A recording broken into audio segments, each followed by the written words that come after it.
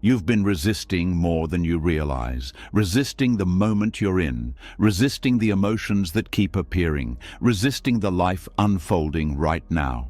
You tell yourself it shouldn't feel like this, that by now you should be calmer, more certain, more at peace. But if resistance were the answer, why does the same pain keep returning? Why does the mind feel exhausted from fighting? Why does peace always seem close yet unreachable? The truth is simple and ancient. What you stop resisting begins to teach you. Buddhist teachings have pointed to this for centuries, not through force or control, but through acceptance, through meeting reality exactly as it is. The Buddha taught that suffering doesn't come from pain alone. It comes from struggling against pain, from the mind saying no to the present moment, from clinging to what was and fearing what may come. When resistance ends, something quietly shifts. The mind softens, the heart opens, and insight begins to rise on its own. As you listen, your body may start to relax, your thoughts may slow down, and the inner tension you've been carrying can begin to dissolve.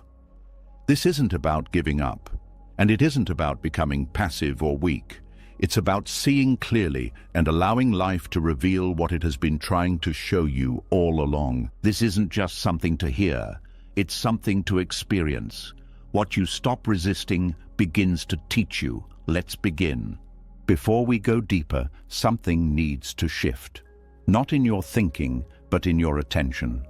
Up to now, you may have been listening with the same habit you use everywhere else, looking for relief, for answers, for something that will finally make discomfort stop. But what comes next only opens when that habit softens.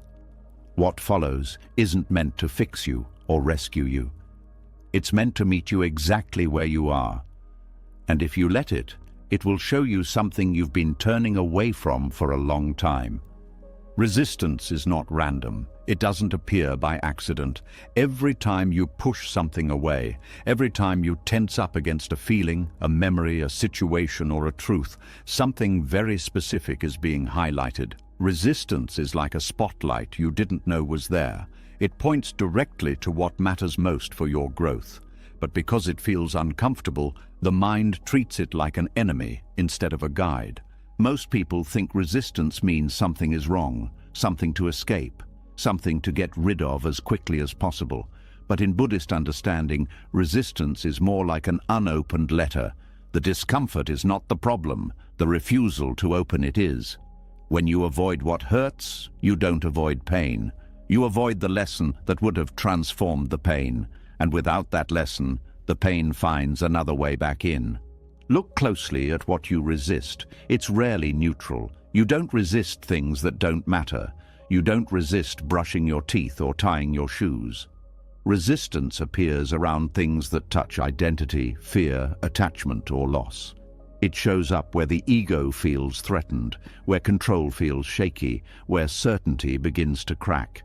That's not a coincidence, that's precision. When an experience keeps repeating in your life, it's not because you're unlucky. It's because something in you refuses to learn what that experience is offering. Buddhism teaches that life doesn't punish, it repeats. Not out of cruelty, but out of intelligence. Like a teacher who patiently presents the same lesson again and again until the student is ready to see it. Avoidance feels like relief, but it's a delay. When you distract yourself, numb yourself, rationalize, blame, or spiritually bypass discomfort, the nervous system may calm for a moment, but the mind doesn't integrate anything. Wisdom doesn't land. The lesson stays unfinished.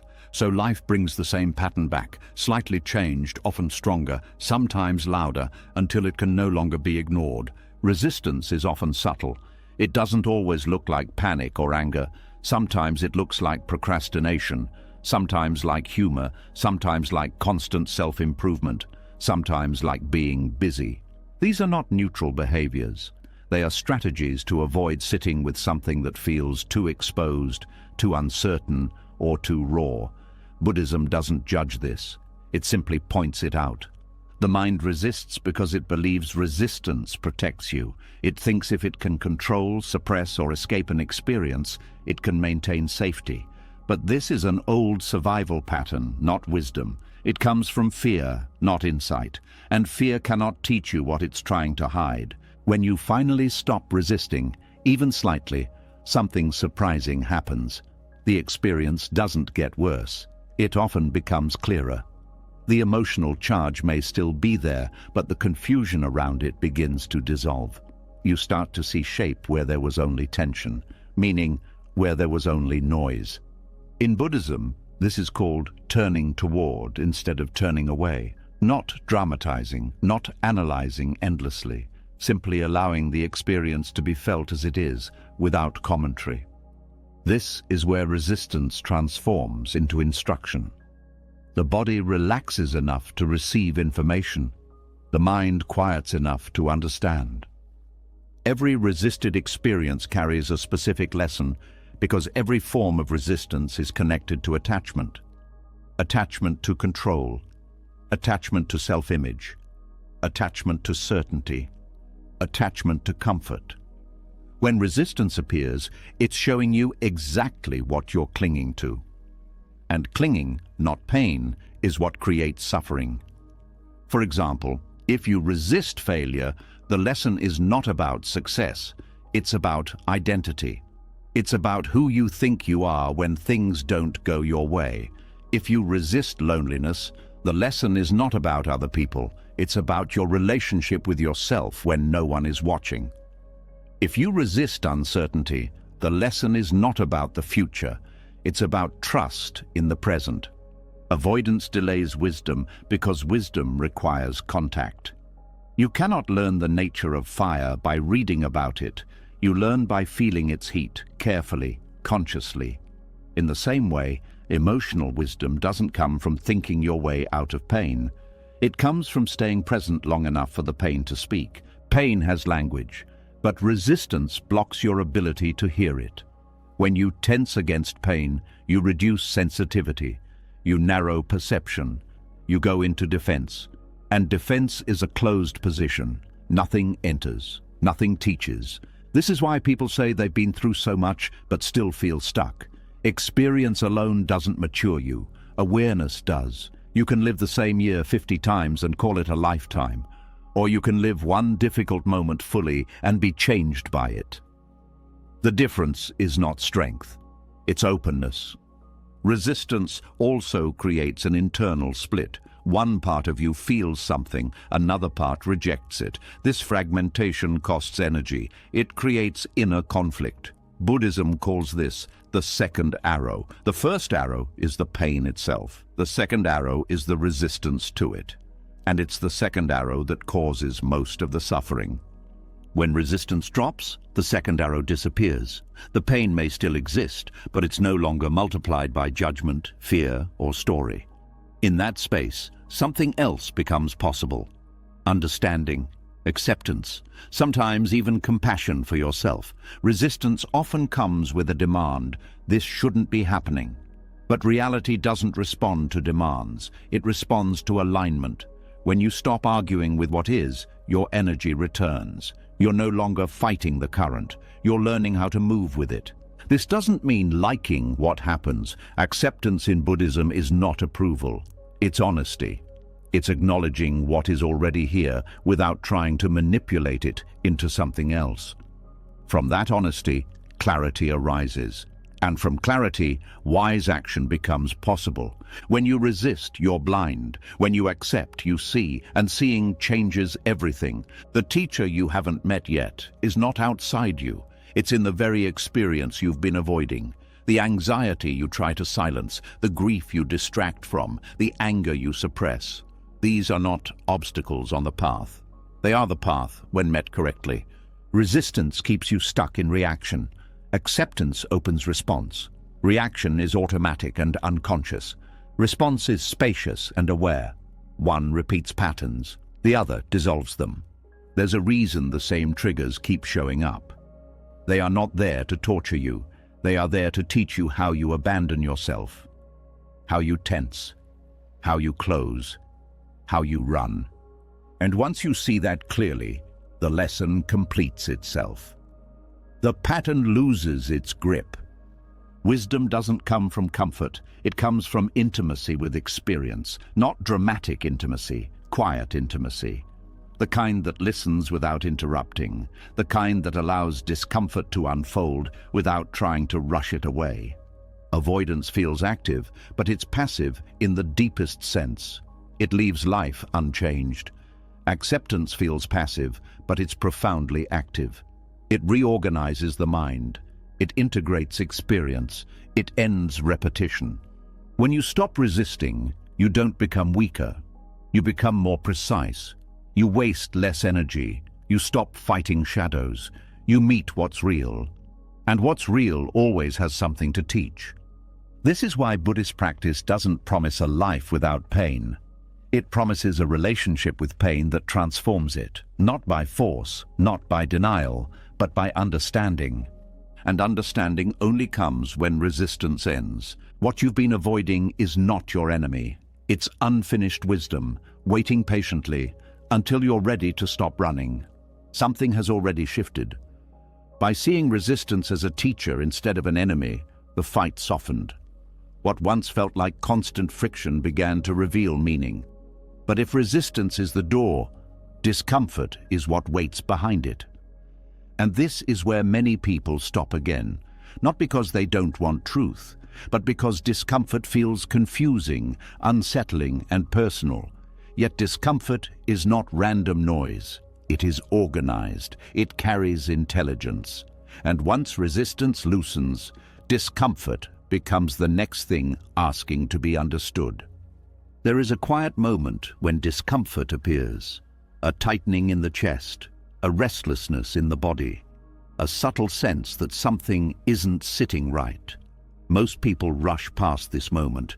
They scroll, distract, analyze, or judge, but hidden inside that unease is a signal, not a punishment, not a mistake, a signal. Discomfort is not a flaw in reality. It is reality communicating with precision. The mind has been taught to treat discomfort as a problem to eliminate, something to fix as quickly as possible. But Buddhism points in a very different direction. It teaches that discomfort is a form of information, and like all information, it only becomes useful when it is received clearly. Discomfort arises when something inside you is out of alignment. Not morally wrong, not broken, simply out of alignment with truth, impermanence, or reality as it is. This misalignment creates friction, and friction creates sensation. That sensation is discomfort. The body often understands this before the mind does. A tight jaw during a conversation you're pretending to be okay with. A heavy feeling when you agree to something you don't mean. A restless energy when you're avoiding a truth you already know. These are not inconveniences, they are instructions. Discomfort shows you where awareness needs to go. In Buddhist practice, unease is treated with curiosity, not urgency. The question is not, how do I make this stop? The question becomes, what is this asking me to notice? This single shift changes everything, because once discomfort is listened to, it stops needing to shout. Most people assume growth should feel inspiring or uplifting, but real inner growth often feels awkward first. Discomfort appears when an old structure is no longer sufficient, when a belief has expired, when an identity is cracking. The mind doesn't like this. It prefers stability, even if that stability is limiting. Discomfort signals that stability is no longer true. This is why growth feels uncomfortable before it feels freeing. Discomfort is also precise. It doesn't appear randomly. It shows up in specific situations, with specific people, around specific themes: power, control, belonging, worth, loss, change. Each form of discomfort points to a different area of inner development. Anxiety may point to unresolved uncertainty. Guilt may point to misaligned values. Boredom may point to suppressed vitality. Sadness may point to something that needs to be honored, not avoided. When discomfort is ignored, the signal doesn't disappear. It intensifies or shifts form. What begins as mild unease can become chronic stress. What starts as restlessness can become burnout. What starts as quiet sadness can become numbness. This is not punishment. It is escalation due to non-response. Discomfort grows louder when it is unheard. The intelligence inside discomfort is not emotional drama. It is functional. It shows you where awareness has gone absent, where truth is being bypassed, where habit has replaced presence. When you stay with discomfort without trying to fix it, you begin to see patterns. You notice when it arises, what thoughts follow, what stories appear, what reactions want to take over. This observation alone creates space. In that space, discomfort changes character. It becomes less threatening, more informative, less overwhelming, more directional. Buddhism teaches that suffering arises not because discomfort exists, but because it is misunderstood.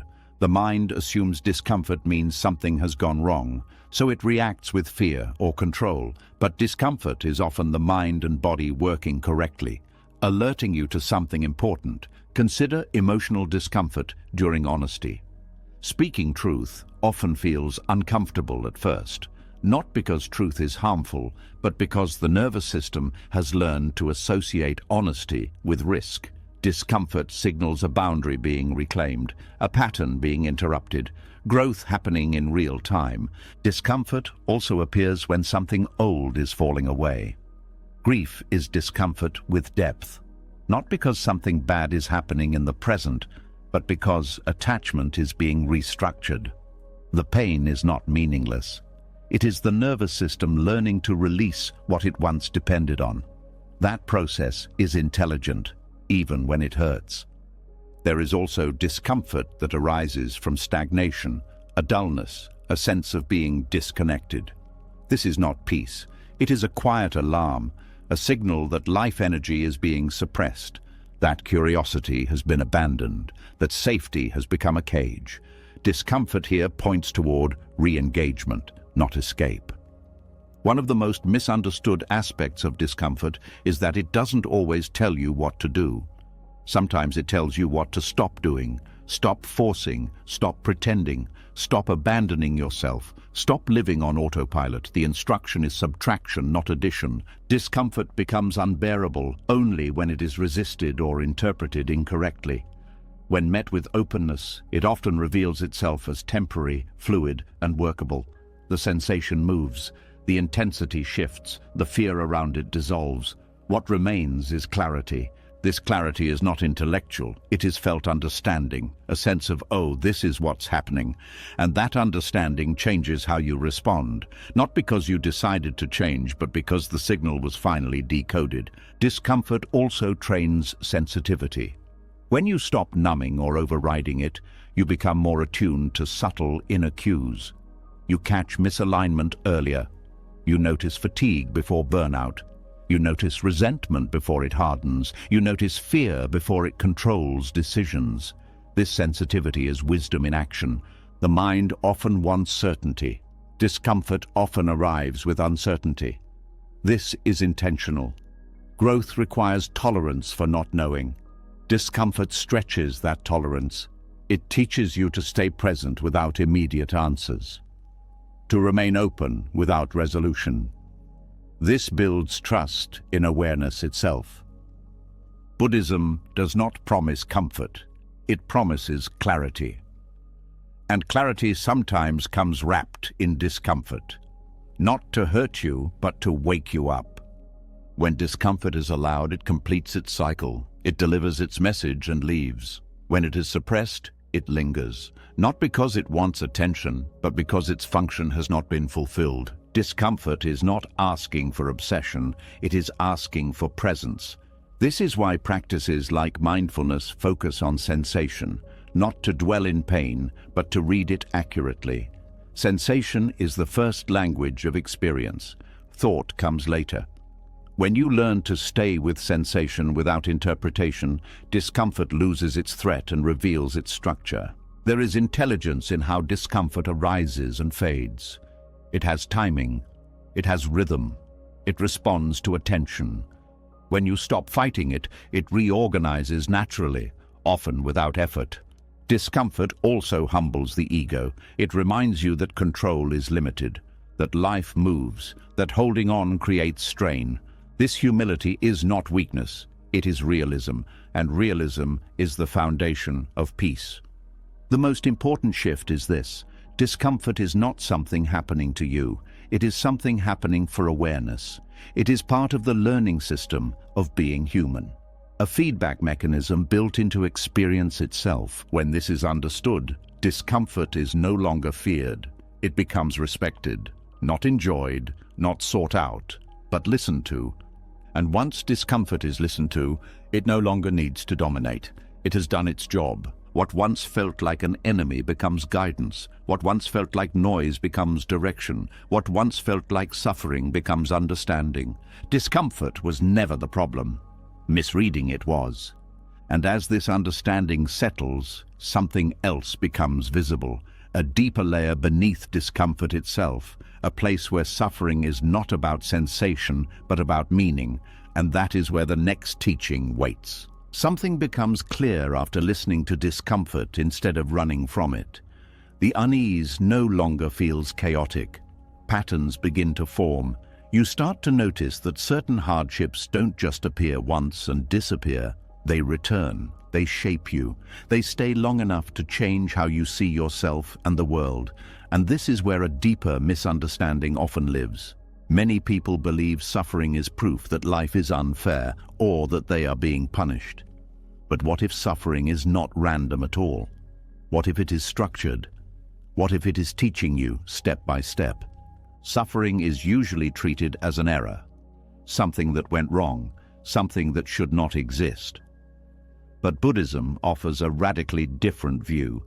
It sees suffering as part of a learning process, not a moral judgment, not a cosmic mistake, not bad luck. Suffering is the curriculum of being human, and like any curriculum, it follows causes and conditions. Nothing you experience comes out of nowhere. Every hardship arises because of conditions that came together over time. Habits, choices, beliefs, attachments, expectations. Even things you didn't consciously choose still arise within a web of causes. This doesn't mean blame, it means understanding, and understanding changes everything. Karma is often misunderstood as fate, as if your suffering is predetermined or deserved. But in Buddhism, karma is feedback. It simply means action and result, not punishment, not reward, feedback. When you touch a flame, your hand burns. Not because the flame is angry, but because heat has a natural effect. Suffering works the same way. It reveals how actions, reactions, and attachments produce results. This reframing is powerful. Because once suffering is seen as feedback, it stops feeling personal. It stops being an attack on your worth. It becomes information about how life works. And information can be learned from. Suffering shows you where reality and expectation collide, where you demand permanence from what changes, where you expect control over what moves freely, where you cling to comfort in a world defined by impermanence. Each form of suffering corresponds to a specific misunderstanding. Loss teaches impermanence. Frustration teaches limits of control. Disappointment teaches attachment to outcomes. Anxiety teaches fear of uncertainty. These are not abstract ideas. They are lived lessons. When suffering is resisted, it feels meaningless. When it is understood, it becomes purposeful. Not pleasant, but purposeful. It sharpens awareness. It strips illusions. It reveals what actually matters when everything else falls away. Think of how hardship reorganizes priorities. When life is easy, attention scatters. When suffering arrives, focus narrows. You see clearly what cannot be taken from you and what was never solid to begin with. This clarity is not accidental, it is part of the curriculum. Suffering also slows you down. It interrupts momentum, it forces reflection, it brings the unconscious to the surface. Painful experiences often reveal patterns you were too busy to notice, how you react under pressure, how you treat yourself when things fall apart, where you seek safety, where you abandon yourself. These insights rarely come from comfort. The mind often asks, Why is this happening to me? But this question assumes punishment. Buddhism replaces it with a more useful inquiry. What is this showing me? The first question leads to bitterness. The second leads to insight. Suffering repeats when lessons are incomplete, not because life is cruel, but because understanding hasn't yet landed. This is why similar hardships appear in different forms. Different relationships, same emotional pain, different jobs, same burnout, different stages of life, same fear. The outer details change, but the inner lesson remains the same until it is learned. Learning does not mean liking the lesson. It means integrating it. When a lesson integrates, the suffering no longer needs to return. Not because you mastered life, but because awareness changed the conditions that created it. Suffering also exposes false narratives. The story that you must always be strong, the belief that you should have everything figured out, the idea that vulnerability is weakness. Hardship dismantles these ideas because they cannot survive reality. This dismantling hurts, but it also frees. In Buddhism, suffering is not something to transcend quickly. It is something to understand deeply. Rushing past it misses the point. Spiritual bypassing turns suffering into another avoidance strategy. True practice stays with suffering long enough to hear what it teaches without drowning in it. There is a balance here. You don't obsess over suffering. You don't dramatize it. You meet it with attention. You observe its causes. You notice how the mind reacts. You see how attachment tightens or loosens. Over time, suffering reveals its structure, and once structure is seen, it loses its mystery. Suffering also builds compassion, not as an idea, but as a lived capacity. When you know pain intimately, you stop judging others so quickly. You recognize struggle beneath behavior. This doesn't excuse harm, but it deepens understanding. Compassion becomes grounded, not sentimental. The curriculum of suffering also teaches humility. It shows that intelligence, effort, and good intentions do not grant immunity from pain. This humility softens arrogance and opens connection. It reminds you that being human means being affected. One of the most important teachings hidden in suffering is this: you are not separate from conditions. You are part of a larger flow. When you fight this, suffering intensifies. When you understand it, resistance relaxes. You stop demanding that life conform to your preferences. You begin to cooperate with reality instead of opposing it. This cooperation does not mean passivity. It means skillful response. When feedback is understood, behavior adjusts naturally. You make different choices. You set clearer boundaries. You let go sooner. Not because you forced yourself to change, but because insight made old patterns unnecessary. Suffering also teaches patience, not passive waiting, but the patience of staying present through discomfort without demanding immediate resolution. This patience builds inner stability. You learn that you can survive uncertainty, that emotions rise and fall, that no state lasts forever. Another layer of suffering's curriculum is teaching discernment. You begin to see which pains are unavoidable and which are self-created. Physical pain, loss, aging, and death are unavoidable. Resentment, rumination, and self-judgment are optional. This distinction is liberating. When suffering is framed as punishment, it creates shame. Shame closes the mind. When suffering is framed as curriculum, it creates curiosity. Curiosity opens the mind. This shift alone reduces suffering's intensity. Life does not teach gently all the time. Some lessons are subtle, others are forceful. The intensity often matches the depth of attachment involved. The more tightly something is held, the more painful its loss. This is not cruelty, it is physics of attachment. Over time, you may notice that suffering arrives right before growth, before clarity, before change. It destabilizes what is no longer true. It prepares the ground for something new. This doesn't mean you should seek suffering. It means you don't waste it. Suffering also removes illusions of control. This is one of its most difficult lessons. The ego wants guarantees. Suffering shows there are none. And strangely, this realization brings relief. You stop carrying a burden that was never yours to begin with. When suffering is seen clearly, it stops being an enemy. It becomes a teacher with a difficult voice but honest intentions. You don't need to thank it. You don't need to romanticize it. You only need to learn. And once the lesson is learned, suffering changes its role. It no longer dominates. It becomes a background signal rather than a central identity. You are no longer defined by what hurt you. You are shaped by what you understood. This is the heart of Buddhist wisdom. Life is not testing you to see if you're worthy. It is teaching you how to see.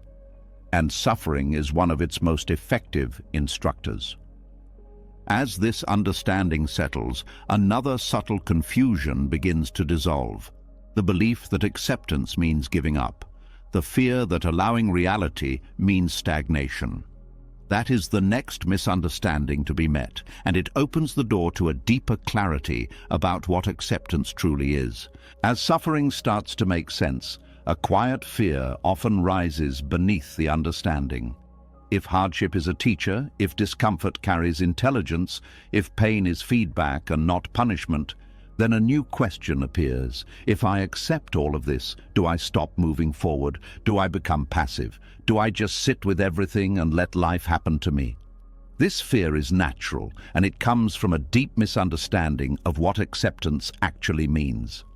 Acceptance has been confused with giving up, with resignation, with emotional numbness, with staying in situations that harm you. But this confusion exists because acceptance has been taught through the lens of helplessness instead of clarity. Buddhism never taught acceptance as weakness. It taught acceptance as the end of self-deception. And when self-deception ends, action becomes cleaner, wiser, and more effective. Emotional passivity is when you shut down, when you disconnect, when you stop caring because caring feels dangerous. Acceptance is the opposite of that. Acceptance is when you allow yourself to see clearly what is happening inside and outside without trying to distort it to feel safer. And seeing clearly is the foundation of intelligent action. When you don't accept reality, your actions are reactive. They come from fear, anger, or denial. You try to fix symptoms instead of causes. You push, force, and manipulate. This creates exhaustion, not change. Acceptance removes the fog that drives this kind of behavior.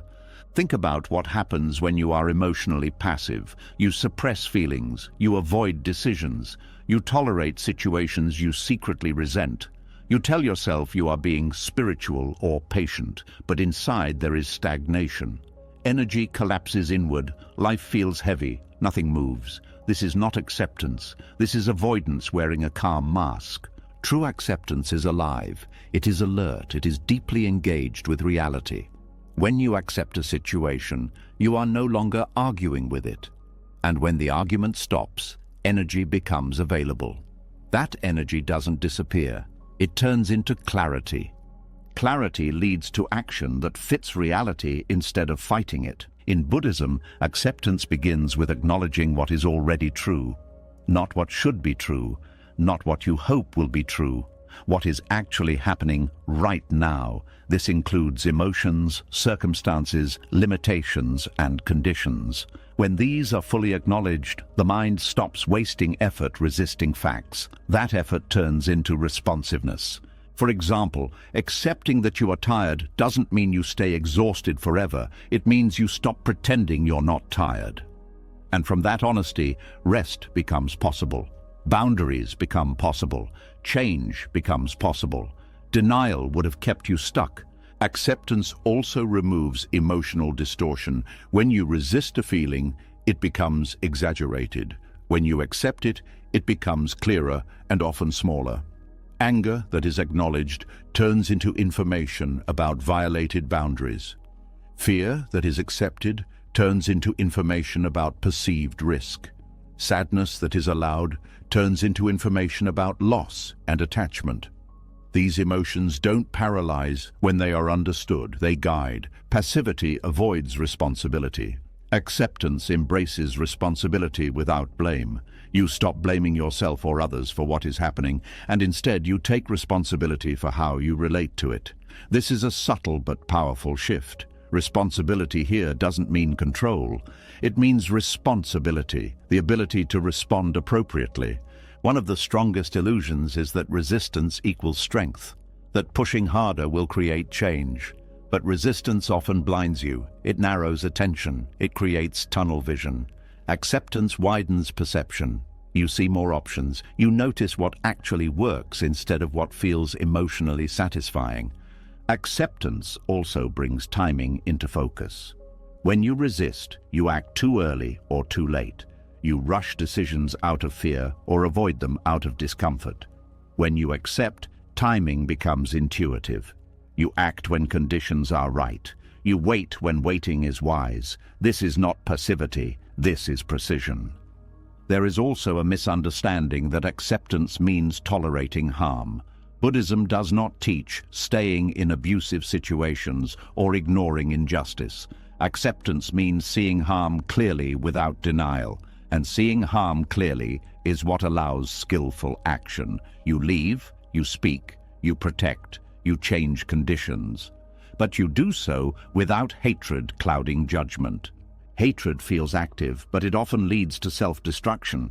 Acceptance removes hatred from action, not action itself. This makes responses stronger, not weaker. Acceptance is also deeply connected to self-trust. When you stop fighting reality, you start trusting your ability to meet it. You learn that you can feel discomfort without collapsing. You can face truth without being destroyed. This confidence creates courage. Courage leads to meaningful action. Emotional passivity numbs sensation. Acceptance sharpens sensation. You feel more, not less. But you are no longer overwhelmed because you are not fighting what you feel. You are listening. This listening allows emotions to complete themselves instead of getting stuck. Another important distinction is between surrender and stagnation. Stagnation is when nothing changes because nothing is examined. Surrender is when resistance drops and truth is examined fully. From surrender, movement arises naturally. You don't force growth, you allow it. Acceptance also dismantles false urgency. When the mind believes something must change immediately or everything will fall apart, it panics. This panic drives poor decisions. Acceptance calms urgency by grounding you in what is actually happening. From this calm, action becomes thoughtful and effective. There is also an emotional maturity that develops through acceptance. You stop demanding that life meet your expectations before you engage with it. You engage as it is. This maturity creates resilience. You bounce back faster, you adapt, you learn. Acceptance teaches you when effort is needed and when it is not. Some situations require action, others require patience. Resistance treats everything as a threat. Acceptance discerns differences. This discernment saves energy and prevents burnout. Many people fear acceptance because they associate it with losing desire, but acceptance doesn't remove desire, it removes desperation. You still want growth, connection, meaning, but you no longer chase them from lack. You move toward them from clarity. When acceptance is present, motivation changes. It no longer comes from fear of not being enough. It comes from alignment with values. This motivation is sustainable. It doesn't collapse under pressure. Acceptance also ends inner violence. When you constantly tell yourself you should be different, better, calmer, further ahead, you create an internal battlefield. Acceptance ends this war, and when the war ends, you have the strength to act. One of the clearest signs of true acceptance is flexibility. You are not rigid. You adjust. You respond. You learn. Emotional passivity is rigid. It shuts down. It says this is just how it is, without inquiry. Acceptance says this is how it is right now. Let's see what this allows. Acceptance also reconnects you to intuition. When the mind stops arguing, subtle signals become noticeable. You sense when to speak and when to stay quiet, when to move and when to pause. This guidance is not mystical, it's the result of clarity. Another key difference is that acceptance does not mean the absence of discomfort. It means the absence of resistance to discomfort. Discomfort may still arise, but it no longer dictates behavior.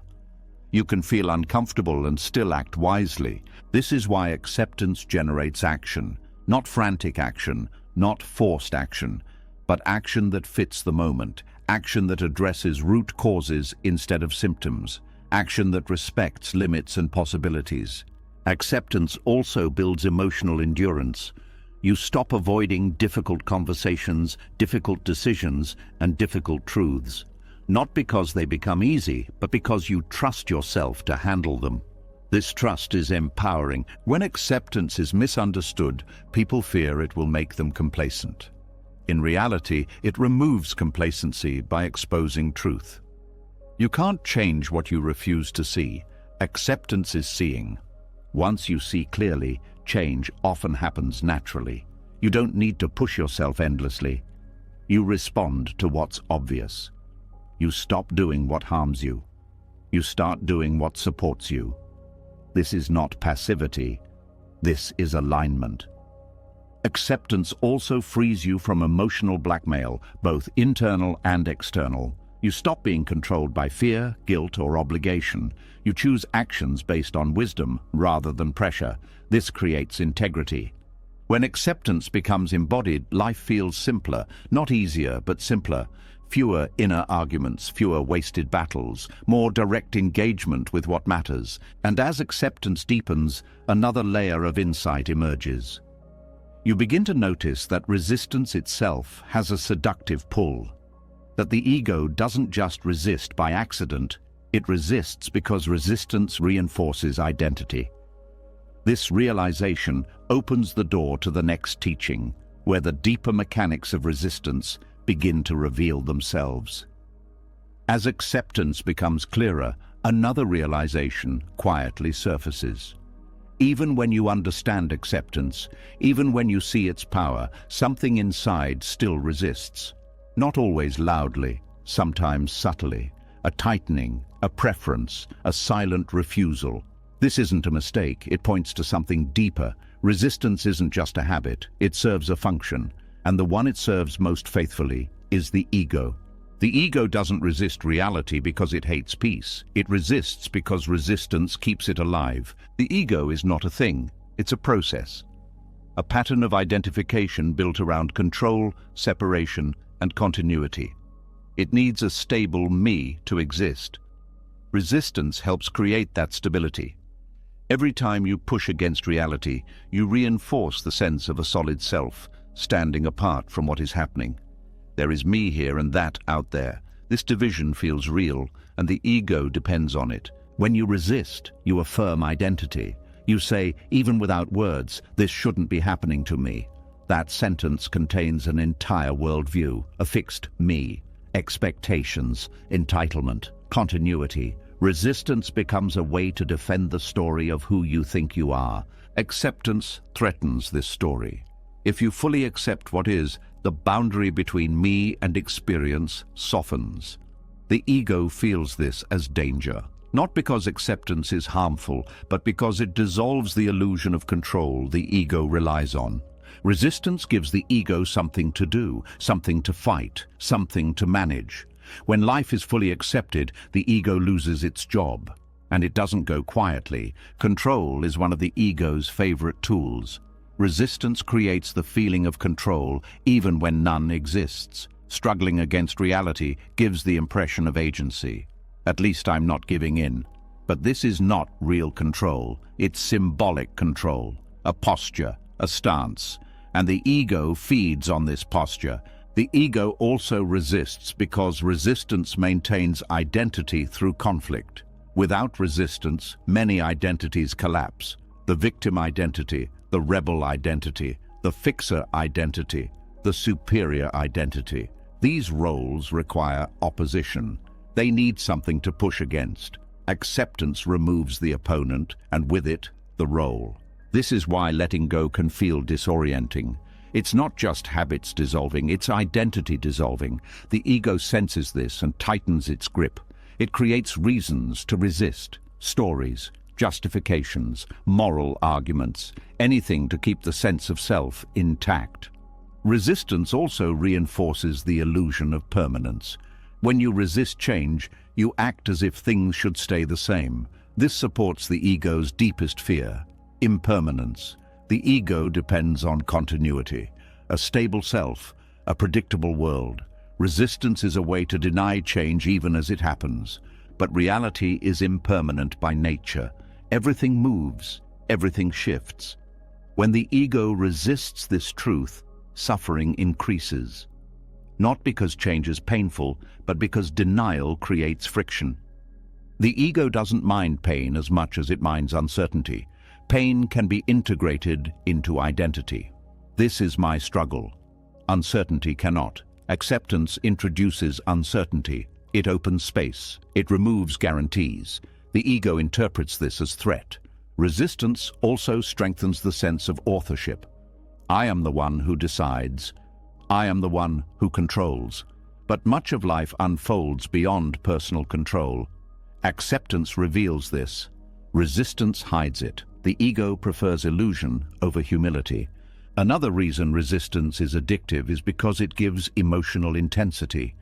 Anger, frustration, righteousness. These emotions feel energizing. They create momentum. The ego mistakes this energy for power, but it's reactive energy. It burns quickly and leaves exhaustion. Acceptance feels quieter, less dramatic. This quiet can feel like emptiness to the ego. Without drama, without struggle, without tension, the ego feels unseen, unneeded. So it creates new reasons to resist. Resistance also allows the ego to avoid vulnerability. Acceptance requires openness. It requires allowing experience to touch you fully. Resistance creates armor. That armor feels safe, but it blocks connection. The ego prefers safety to truth. Notice how resistance often appears just before surrender, just before insight, just before peace. This is not coincidence. The ego senses dissolution approaching and responds with urgency. Doubt, fear, distraction, anything to pull you back into identification. The ego also uses resistance to reinforce moral superiority. I shouldn't have to accept this. This is wrong. Sometimes this is true at a practical level, but internally the resistance often masks a deeper need to be right, to stand above reality instead of within it. Acceptance removes this hierarchy. It doesn't say everything is okay, it says everything is happening. From that clarity, ethical action can arise without ego reinforcement. Resistance also strengthens the illusion of a separate self over time. Each resisted moment is stored as memory. Memory becomes narrative. Narrative becomes identity. This is who I am because of what I've been through. Acceptance loosens the grip of narrative. The ego resists that loosening. The addiction to resistance is subtle because it masquerades as self-protection. The ego says it's keeping you safe. But what it's really protecting is its own continuity. It confuses identity with survival. Buddhism does not ask you to kill the ego, it asks you to see it clearly. When seen clearly, the ego loses its authority. Resistance becomes optional instead of automatic. When you begin to notice resistance without acting on it, something interesting happens. The urge weakens, not because you forced it to stop, but because it no longer serves its purpose. Awareness exposes the addiction.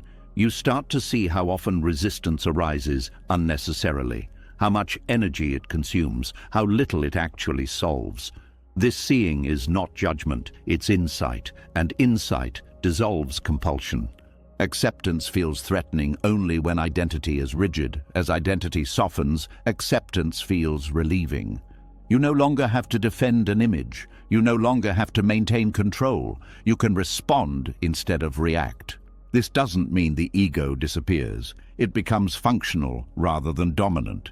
It serves practical needs instead of dictating reality. Resistance loses its addictive pull. The illusion of permanence also begins to crack. You see that change doesn't erase you. It reshapes experience. You survive uncertainty. You survive letting go. This realization weakens the ego's grip more than any effort could. Resistance thrives on unconsciousness. Acceptance thrives on awareness. When awareness increases, resistance has nowhere to hide.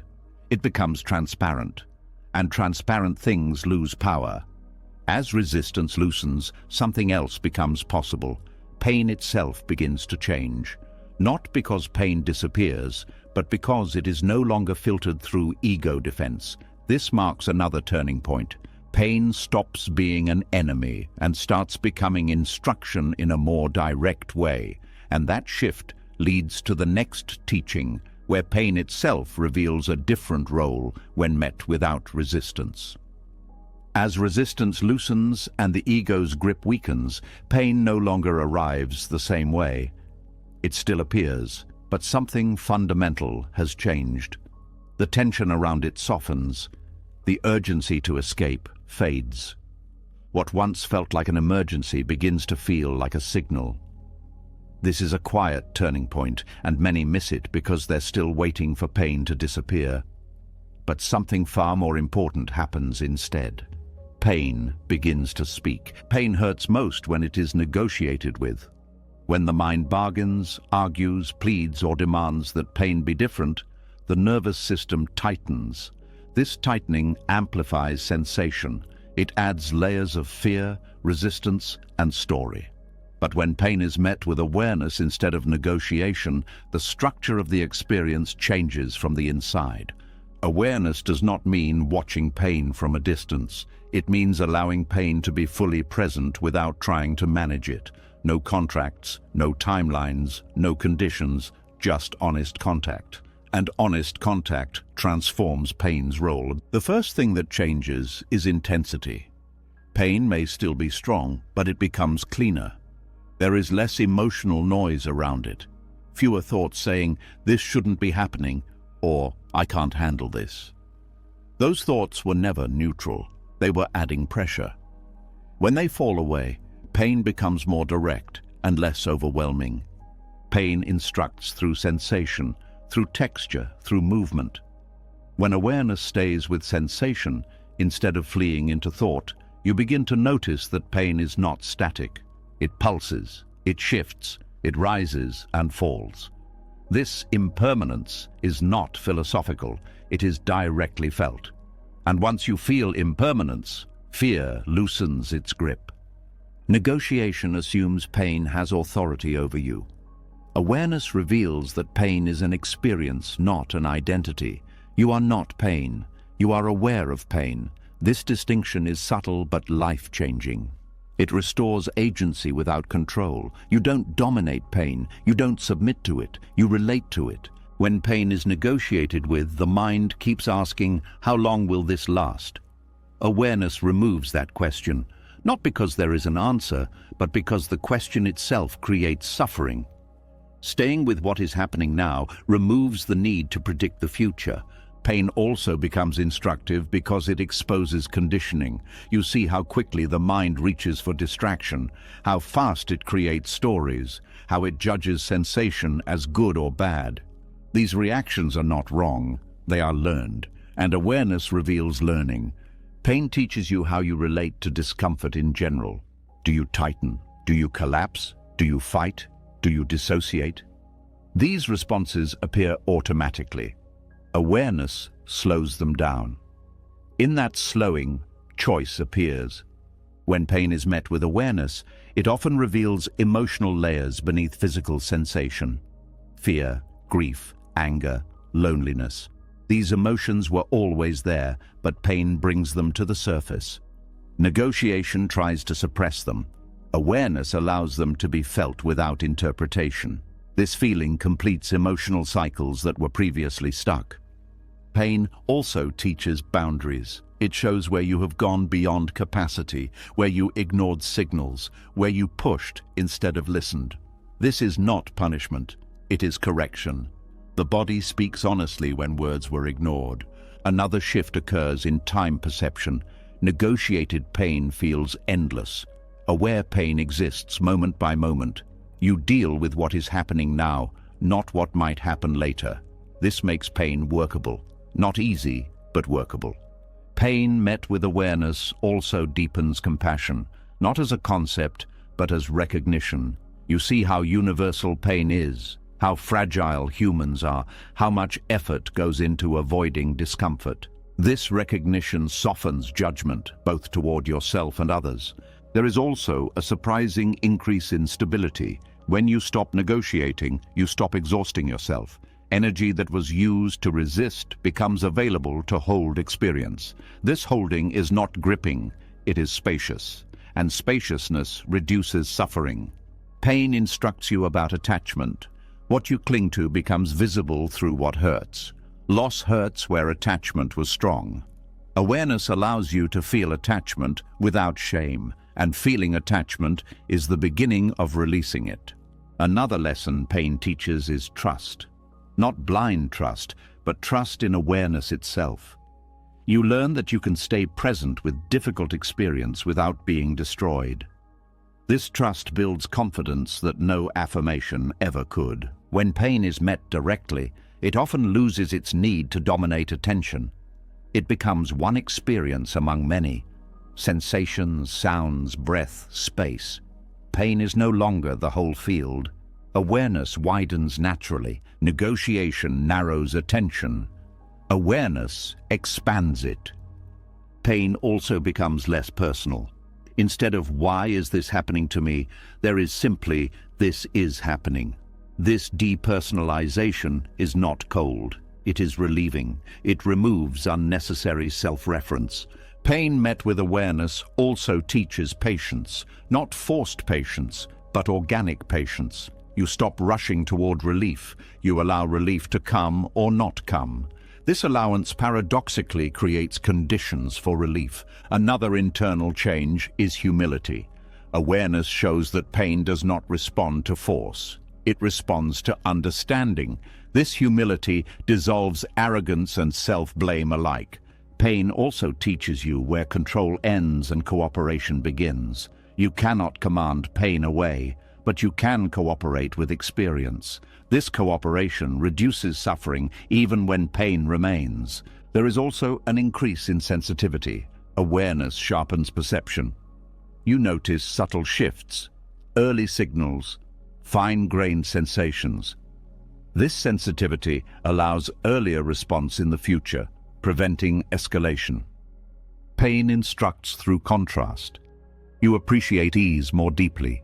You value simplicity. You recognize the fragility of comfort. This appreciation is not clinging. It is clarity. When pain stops hurting in the old way, it does not become pleasant. It becomes meaningful. And meaning changes relationship. You stop seeing pain as an interruption. You see it as part of life's intelligence. Pain also reveals the difference between endurance and presence. Endurance is rigid. Presence is flexible. Endurance creates pride and resentment. Presence creates understanding and release. As awareness stabilizes, pain often resolves more quickly. Not always, but even when it doesn't, it leaves less residue, less bitterness, less fear, less memories stored as trauma. Pain met with awareness also breaks isolation. You feel connected to humanity, to shared vulnerability, to the fact that pain is not a personal failure but a universal experience. This changes how you approach future pain. You don't rush ahead mentally, you don't panic, you meet it when it arrives. This reduces anticipatory suffering, which is often worse than the pain itself.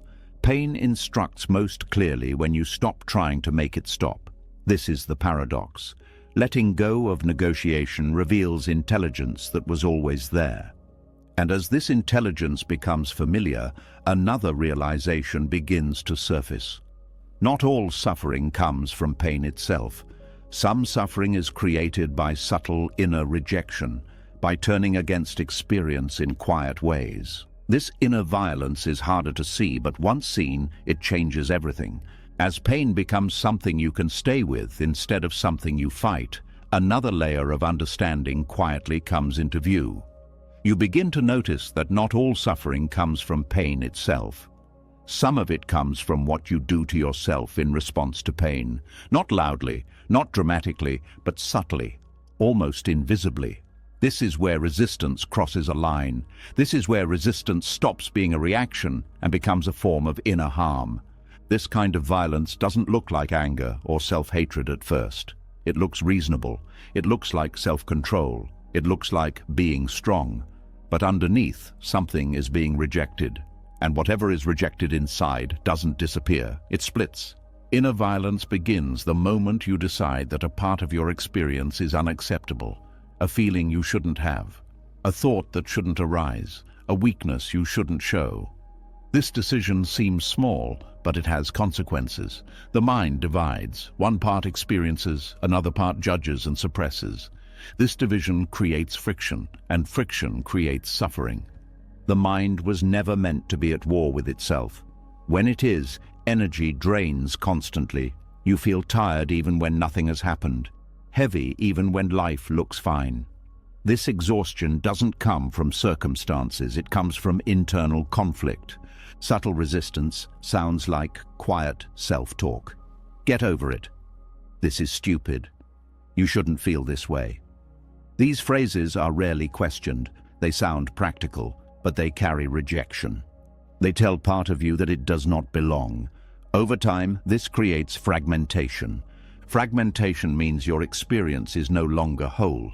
Emotions go underground, sensations tighten, thoughts loop.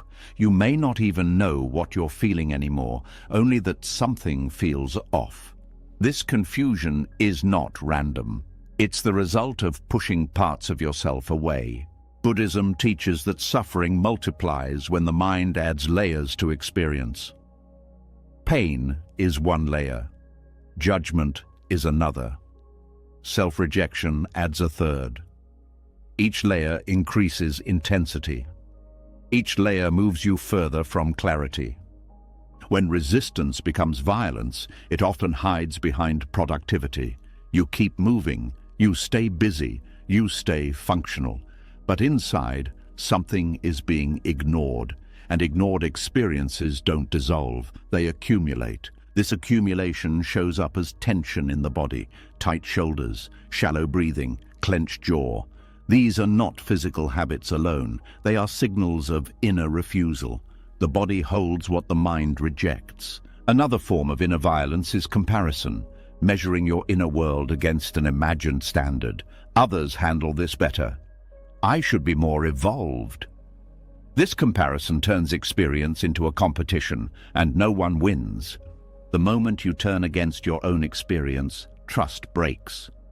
You stop trusting your emotions, your instincts, your signals. This loss of trust makes life feel unsafe, even when nothing is wrong. You're no longer at home inside yourself.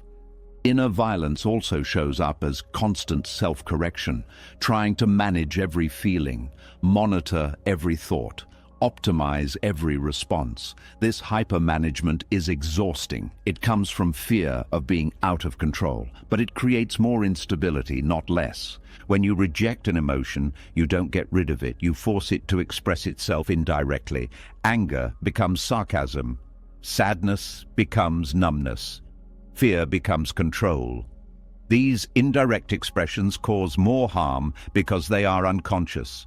The mind fragments further when parts of experience are labeled as spiritual or unspiritual. Calm is allowed, grief is not, peace is praised, anger is suppressed. This hierarchy creates inner conflict. Buddhism does not teach selective acceptance, it teaches wholeness. Violence against the self also includes abandoning yourself in moments of difficulty.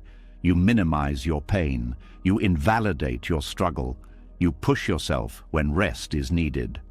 This abandonment hurts because it mirrors external neglect, but now it comes from within. The most painful aspect of inner violence is that it often goes unnoticed. You think suffering is coming from outside, from circumstances, from other people. But a large portion is being generated internally through resistance. This doesn't mean you are to blame. These patterns are learned, often early, often as survival strategies. They once protected you, but now they cost more than they give. When resistance turns inward, the mind loses coherence. Thoughts feel scattered, emotions feel confusing, decisions feel harder. This is fragmentation in action. You are pulling yourself in opposite directions. Healing begins not by fixing these parts, but by allowing them to exist. When a rejected part is allowed back into awareness, integration begins. Integration reduces suffering because energy is no longer split. Inner violence ends the moment you stop arguing with your experience, not approving, not indulging, just allowing. This allowance doesn't make emotions stronger, it makes them honest. Honest emotions move. Suppressed emotions stagnate. Another form of subtle violence is demanding explanation before allowing feeling.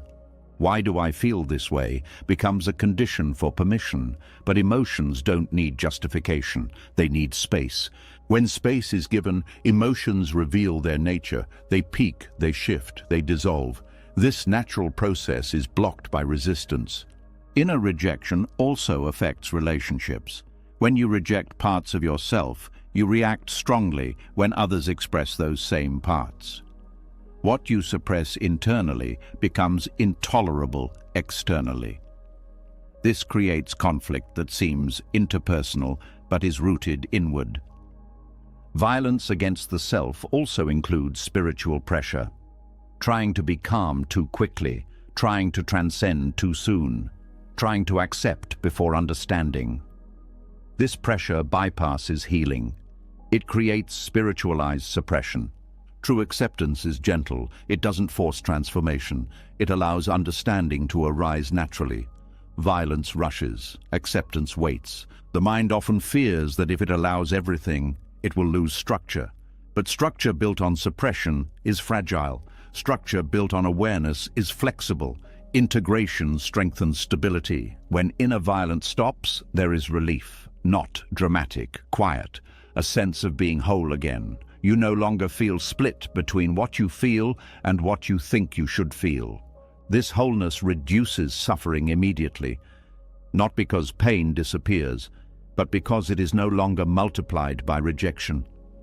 There is also a return of curiosity. When you stop fighting yourself, you can explore experience again. You become interested instead of defensive. This curiosity is healing. Inner violence thrives on urgency. Acceptance slows things down. Slowing down reveals that most inner conflict is unnecessary. You were never in danger from your own feelings. The moment resistance becomes violence is the moment compassion is needed most, not as an idea, but as a stance. Compassion says, "This too belongs," and belonging heals fragmentation. When you allow yourself to be whole, even with discomfort, suffering loses its edge. It no longer feeds on division.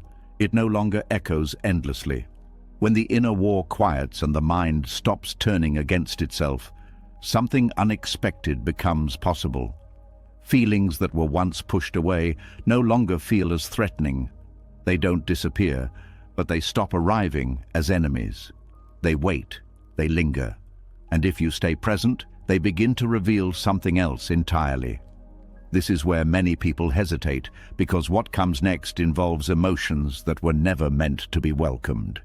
Yet, these emotions have been knocking for a long time, not to harm you, but to guide you. Unpleasant emotions are often treated as obstacles. Fear is seen as weakness, grief as something to move past, envy as something shameful, boredom as something to escape. From a Buddhist perspective, this misunderstanding keeps people stuck. These emotions are not blocks on the path, they are signs pointing directly toward it. Every emotion carries information. Pleasant emotions tell you when things feel aligned. Unpleasant emotions tell you when something important is being ignored. They are not mistakes in the system. They are part of the system. When listened to, they lead to clarity. When rejected, they create confusion. Fear is one of the most misunderstood messengers. Most people think fear exists to stop them. In truth, fear exists to show where attachment lives. Fear arises when something you depend on feels threatened. Safety, identity, certainty, control. When fear appears, it highlights exactly what you are clinging to. Without fear, attachment stays invisible. When fear is resisted, it grows sharper. The body tightens, the mind spirals. Fear becomes overwhelming because it is treated as danger rather than information. But when fear is met with awareness, its message becomes clearer. It shows the edge of growth, the place where something familiar is ending and something unknown is beginning. Fear does not mean stop. It means pay attention.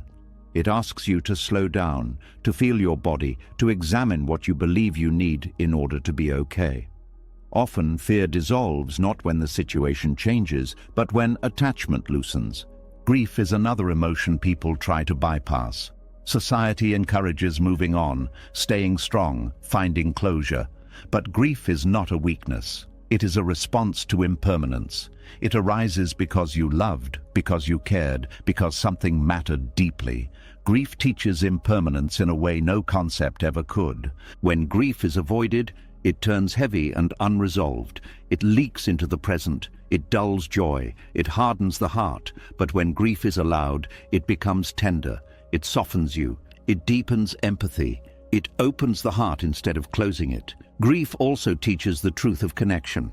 You feel grief because you were connected, because life touched life. That connection does not disappear when the form changes. Grief is love adjusting to loss. When you stay with grief, love expands instead of contracts. Envy is perhaps one of the most rejected emotions. It is quickly labeled as bad, immature, or unspiritual. But envy contains precise information. Envy points to unacknowledged desire. It shows you what you value but may not have admitted to yourself. When ignored, envy turns into bitterness. When examined, it becomes guidance. Envy asks, "What do I want that I'm afraid to want?" It highlights areas of suppressed longing, not because you are lacking, but because something within you is still alive and seeking expression. Envy is not telling you to take what others have. It is telling you to recognize what you desire and understand why you believe you cannot have it. Boredom is another overlooked messenger. It is often treated as a sign that something external needs to change. More stimulation, more distraction, more activity. But boredom often arises when attention has collapsed inward, when curiosity has been numbed, when life is being lived mechanically. Boredom teaches presence. It reveals how dependent the mind is on constant stimulation. When boredom is allowed without distraction, something interesting happens. Restlessness surfaces, then subtle sensations, then awareness deepens. Beneath boredom is often untapped vitality.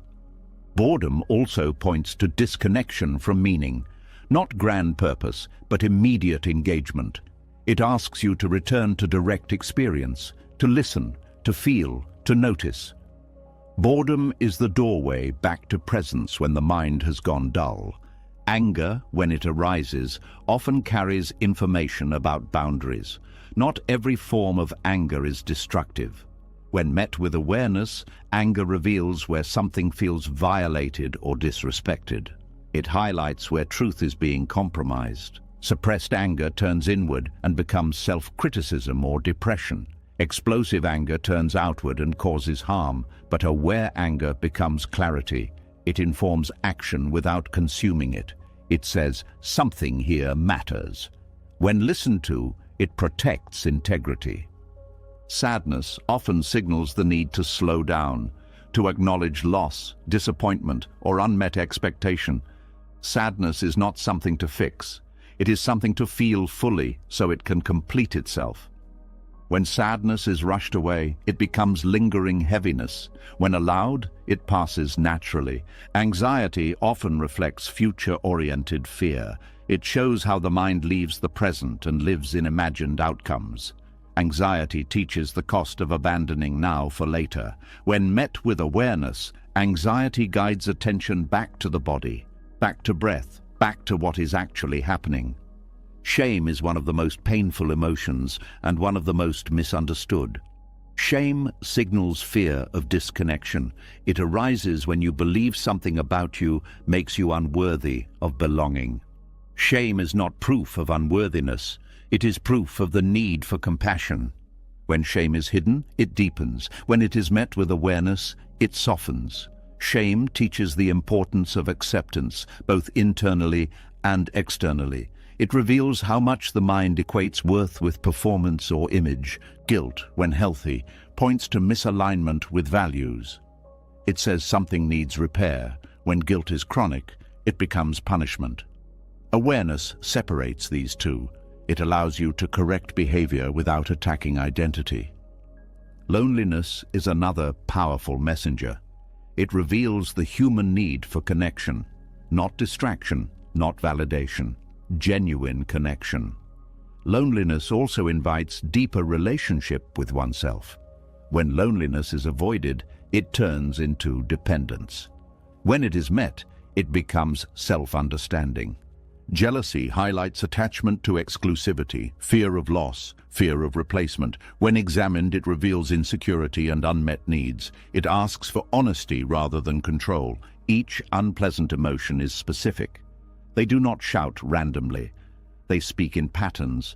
They arise in particular situations, around particular people, under particular conditions. These patterns are maps. They show where awareness needs to go next. Buddhism does not ask you to get rid of emotions. It asks you to see them clearly, to feel them fully, to understand their nature.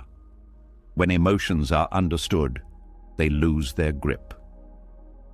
Unpleasant emotions are not signs of failure on the path. They are evidence that something real is happening, that awareness is touching something true, that growth is underway. The problem is not the emotion. The problem is the belief that the emotion should not be there. That belief creates resistance. Resistance creates suffering. When resistance drops, emotions become teachers. These emotions don't ask to be indulged. They ask to be met. There is a difference. Indulgence reinforces patterns. Awareness dissolves them. When you allow unpleasant emotions without story, without judgment, without urgency, they reveal their structure. You see where they begin, how they move, when they end. This seeing brings freedom. Over time, you stop fearing emotions, not because they disappear, but because you trust yourself to meet them. This trust is the beginning of inner stability. As you learn to listen to these messengers, life becomes more coherent. Fewer surprises, less confusion, more understanding. You are no longer fighting your own signals. When emotions are no longer pushed away and their messages begin to make sense, something else becomes impossible to ignore. Life does not only teach through feelings, it teaches through events, through timing, through collapse, through moments when plans fall apart and effort seems to lead nowhere. These moments are often labeled as failures, as mistakes, as signs that something has gone wrong. But from a deeper view, these moments are not interruptions on the path. They are the path revealing itself more clearly. There is a strange honesty in things going wrong. Success is smooth. It flatters the ego. It confirms existing beliefs. It rarely asks deep questions. When things go right, you tend to move forward without looking too closely. You enjoy the result and assume you understand the process. But when things fall apart, attention sharpens. You stop, you look, you question. Breakdown forces contact with reality in a way comfort never does. This is why breakdowns often teach faster and deeper than peace. When something fails, illusions are exposed. Assumptions you didn't know you were living by suddenly collapse.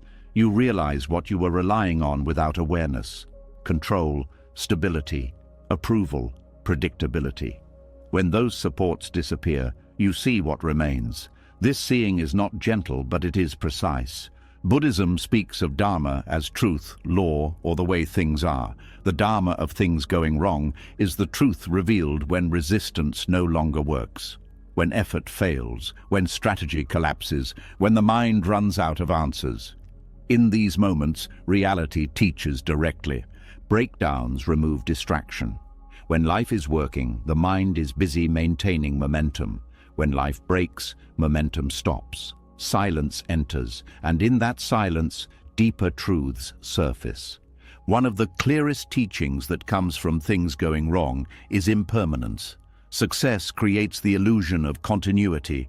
Breakdown shatters it. You see clearly that no state is guaranteed, no role is permanent, no structure is stable. This is not meant to create despair. It is meant to create freedom from false security. Another teaching revealed in Breakdown is humility. When plans fail despite effort, intelligence, or good intentions, the ego loses its claim to control. This can feel humiliating at first, but humility is not humiliation. Humility is alignment with reality. It brings relief. You stop carrying responsibility for outcomes that were never fully yours. Things going wrong also expose attachment to outcome. You realize how much of your peace depended on specific results. When those results don't arrive, suffering spikes. This suffering is not caused by failure. It is caused by attachment. Breakdown makes this visible. Breakdowns also clarify values. When something falls apart, you quickly see what truly matters. What you miss, what you grieve, what you fight to restore. This clarity often doesn't come during success because everything feels available. Loss sharpens perception. There is also a teaching in how the mind reacts when things go wrong. Do you blame yourself? Do you blame others? Do you collapse? Do you distract? Do you become bitter? These reactions reveal conditioning, not as a theory, but as lived behavior. Awareness of these reactions is a powerful form of insight. Breakdowns also interrupt identity. Roles you relied on may disappear, titles, relationships, plans. Without them, you may feel lost. This loss of identity is painful, but it creates space. Space for a more flexible sense of self to emerge, one that is not dependent on external structure. When things go wrong, time feels different. The future becomes uncertain. The present becomes heavier. This forces presence. You can no longer live ahead of yourself comfortably. You are brought back to now, whether you like it or not. This return to now is a core teaching. Breakdowns also teach patience. Not passive waiting, but endurance without certainty. You learn to stay with unanswered questions, to function without clarity. This patience builds inner strength that success rarely requires. There is also a lesson in vulnerability. When things fall apart, you may need help, support, honesty. This can be uncomfortable, especially if identity was built on independence or competence. But vulnerability reconnects you to others and to your own humanity.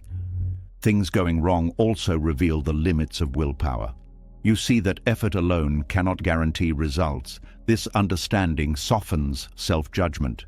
You stop equating worth with outcomes. This is liberating. Another teaching hidden in Breakdown is creativity. When old methods stop working, new ones emerge. Not immediately, often after frustration, but necessity opens doors that comfort keeps closed. Many insights, innovations, and transformations arise only because something stopped working. Breakdowns also dismantle spiritual bypassing. You cannot meditate your way out of real loss. You cannot affirm away grief. When things go wrong, spirituality must become embodied. It must meet pain honestly. This deepens practice beyond ideas. There is also a teaching in timing. Things often fall apart when they are no longer aligned, not because you failed, but because conditions changed. Recognizing this reduces shame and increases wisdom. You learn to sense when something has reached its natural end. Things going wrong also clarify responsibility. You learn what you can influence and what you cannot. This clarity reduces wasted effort. You stop fighting uncontrollable factors and focus on what is actually workable. Breakdowns can also reveal resilience you didn't know you had. Not the kind that comes from bravado, but the quiet resilience of staying present through difficulty. This resilience builds confidence rooted in experience, not belief. There is also an honesty in Breakdown about suffering. You stop pretending life is manageable at all times. You acknowledge uncertainty, fragility. This honesty creates depth. It removes superficial optimism and replaces it with grounded acceptance. Things going wrong also teach compassion for yourself, for others. You recognize that struggle is universal, that success is often temporary, that everyone carries unseen burdens. This recognition softens judgment. Breakdowns expose how much identity was invested in things working. When they stop, you confront the question of who you are without success, without progress, without validation. This question is uncomfortable, but it leads to a more stable sense of self. Another teaching is simplicity. When complexity collapses, what remains is often simple: breath, body, presence, connection. This simplicity is not deprivation, it is clarity. Things going wrong also slow you down enough to notice what was always there: sensations, emotions, relationships. Life becomes less abstract and more immediate. This immediacy is fertile ground for insight. Breakdowns are also honest teachers because they don't negotiate. You can't argue with collapse, you can't reason your way out of loss. This forces surrender, not as defeat, but as realism. When surrender happens, energy returns. You stop fighting reality. You begin working with it. This shift often marks the turning point where suffering begins to transform. Things going wrong also reveal that peace does not come from circumstances aligning. It comes from relationship to circumstances. This realization is foundational. It changes how you meet future challenges. Breakdowns teach discernment. You learn which battles matter, which attachments are worth examining, which expectations were unrealistic. This discernment prevents repeated suffering. There is also a teaching in grief that follows breakdown. Grief honors what was real, what mattered. Allowing grief deepens connection to life rather than numbing it. Things going wrong also create honesty in communication. You stop performing, you speak more directly. This honesty strengthens relationships that can hold it and reveals which ones cannot. Breakdowns are often where spiritual understanding becomes embodied. Ideas are tested, concepts meet reality. What survives is what's real. What falls away was never integrated. The dharma of things going wrong is not that life is cruel. It is that life is truthful. It reveals what comfort hides. It teaches what ease delays. When you stop seeing breakdowns as detours and start seeing them as instruction, suffering changes shape. It no longer feels meaningless.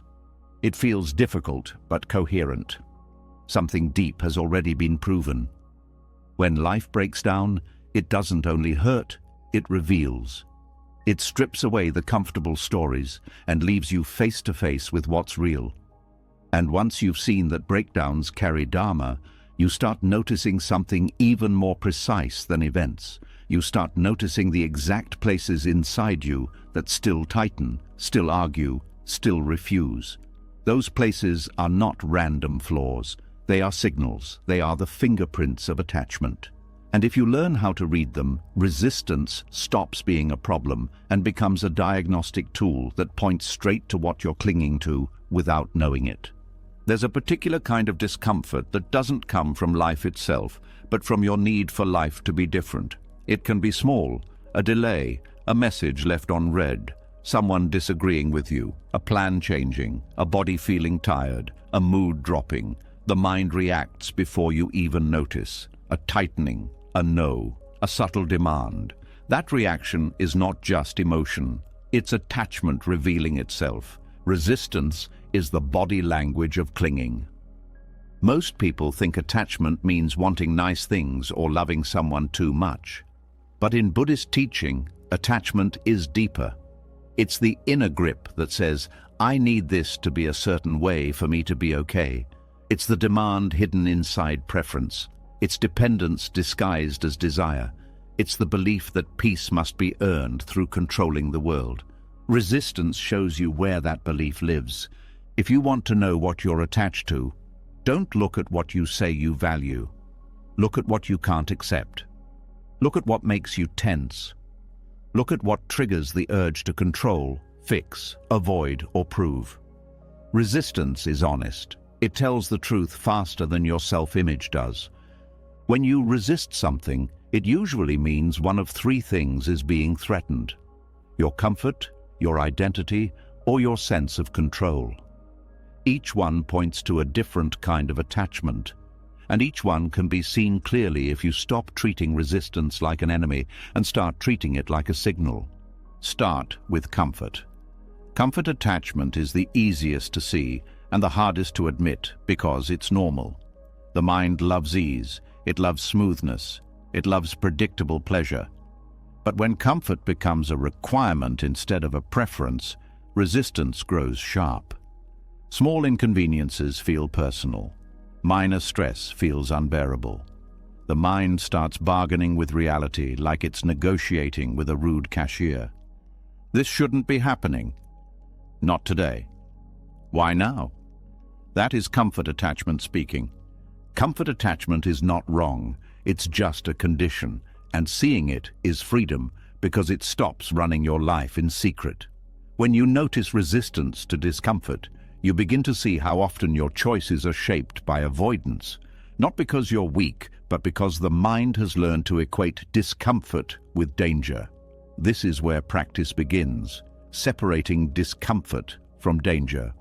The body can learn that difficulty is survivable, and when it learns that, comfort attachment loosens without force. Then there is identity attachment, which is quieter but more powerful.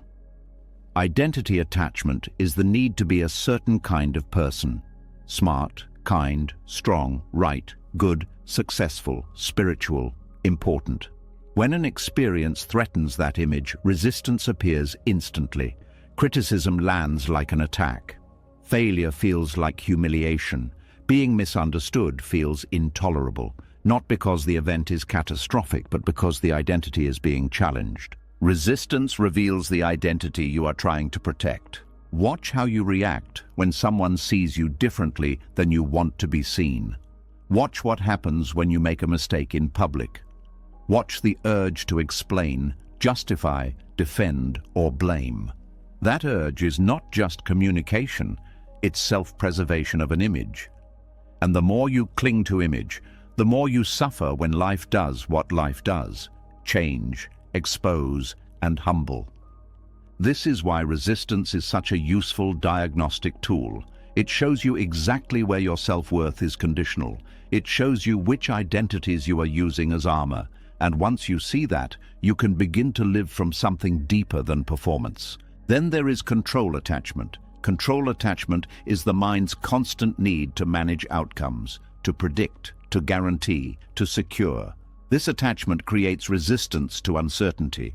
Even good uncertainty can feel stressful because it removes the illusion of knowing. Control attachment often hides behind planning, overthinking, and being responsible, but the emotional signature is clear. Tension when the future is not locked in. Resistance to uncertainty reveals attachment to certainty. Notice how the mind behaves when you don't know what will happen. It creates scenarios. It tries to solve problems that haven't arrived. It rehearses conversations that may never occur. It scans for threats. This scanning is not intelligence, it's attachment. It's the belief that peace comes from knowing. Buddhism points out that certainty is not a stable home. Everything changes. So the mind's addiction to certainty creates a constant fight with the nature of life.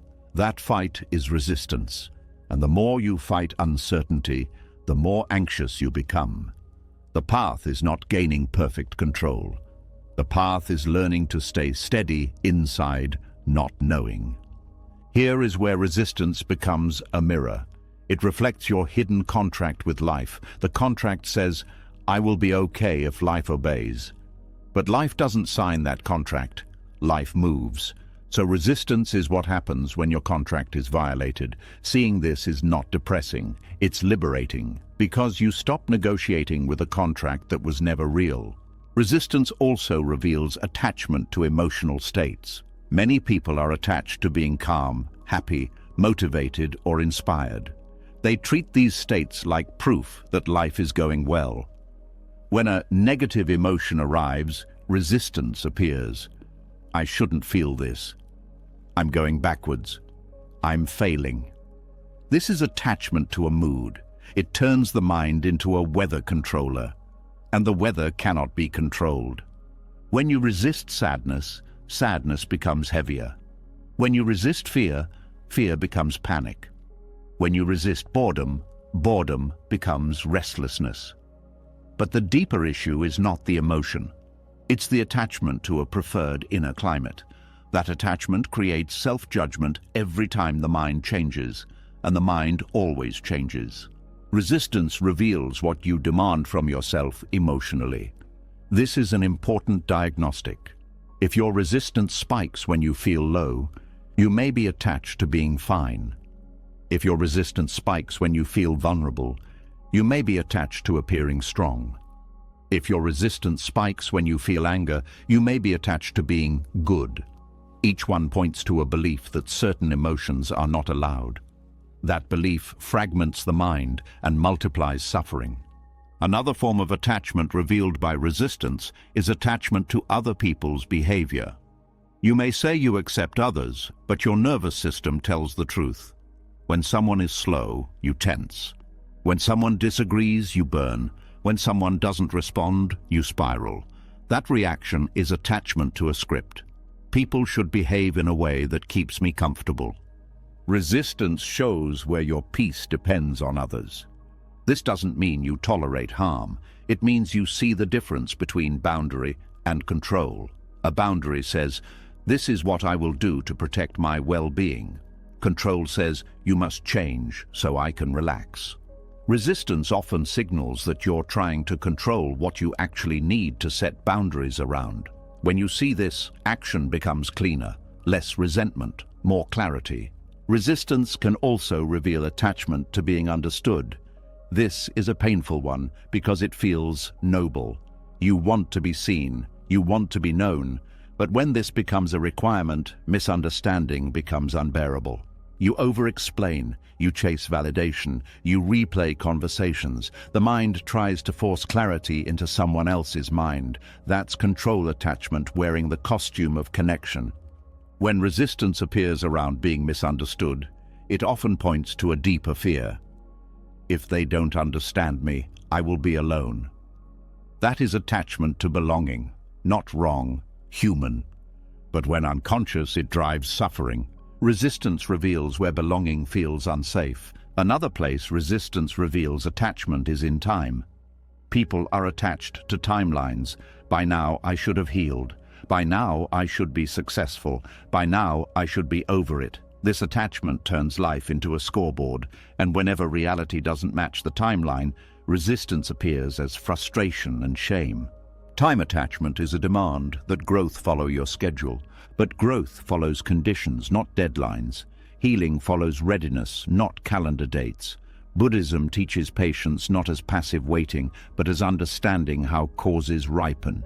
When you resist timing, you suffer twice. Once from the difficulty, and again from the belief that it shouldn't be taking this long. Resistance also reveals attachment to being in the right story. People cling to narratives. I'm the one who tries. I'm the responsible one. I'm the victim. I'm the helper. I'm the strong one.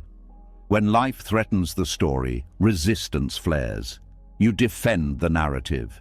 You reinterpret events to keep the identity stable. This is not honesty. This is clinging. Resistance shows you the story you're protecting. A powerful practice is to catch the exact moment resistance arises and ask a simple question. What am I afraid will happen if I accept this? The answer is rarely about the event itself. It's about the loss of control, loss of image, loss of comfort, or loss of certainty. In other words, it's about attachment.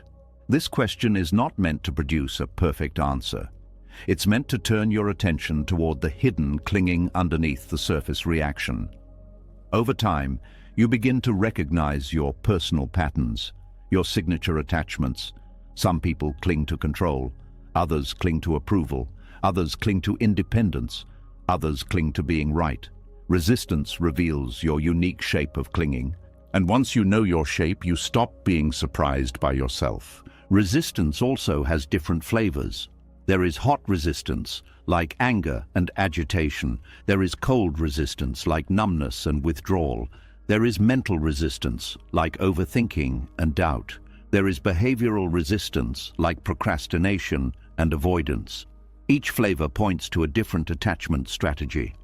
Hot resistance often protects power and boundaries, but when unconscious, it protects ego pride. Cold resistance often protects vulnerability, but when unconscious, it protects fear of feeling. Mental resistance protects certainty, but when unconscious, it becomes a prison of endless analysis. Behavioral resistance protects comfort, but when unconscious, it becomes stagnation. None of these are moral failures. They are survival strategies built around attachment. Seeing them clearly turns them from unconscious drivers into conscious options. This is where resistance becomes extremely valuable. You stop trying to get rid of resistance. You start using it. You treat it like a diagnostic light on a dashboard. When the light turns on, you don't smash the dashboard. You look under the hood. You ask what condition is asking for attention. The moment you relate to resistance this way, shame drops away. You are no longer a bad person for resisting. You are simply learning where you cling, and clinging is the most human thing there is.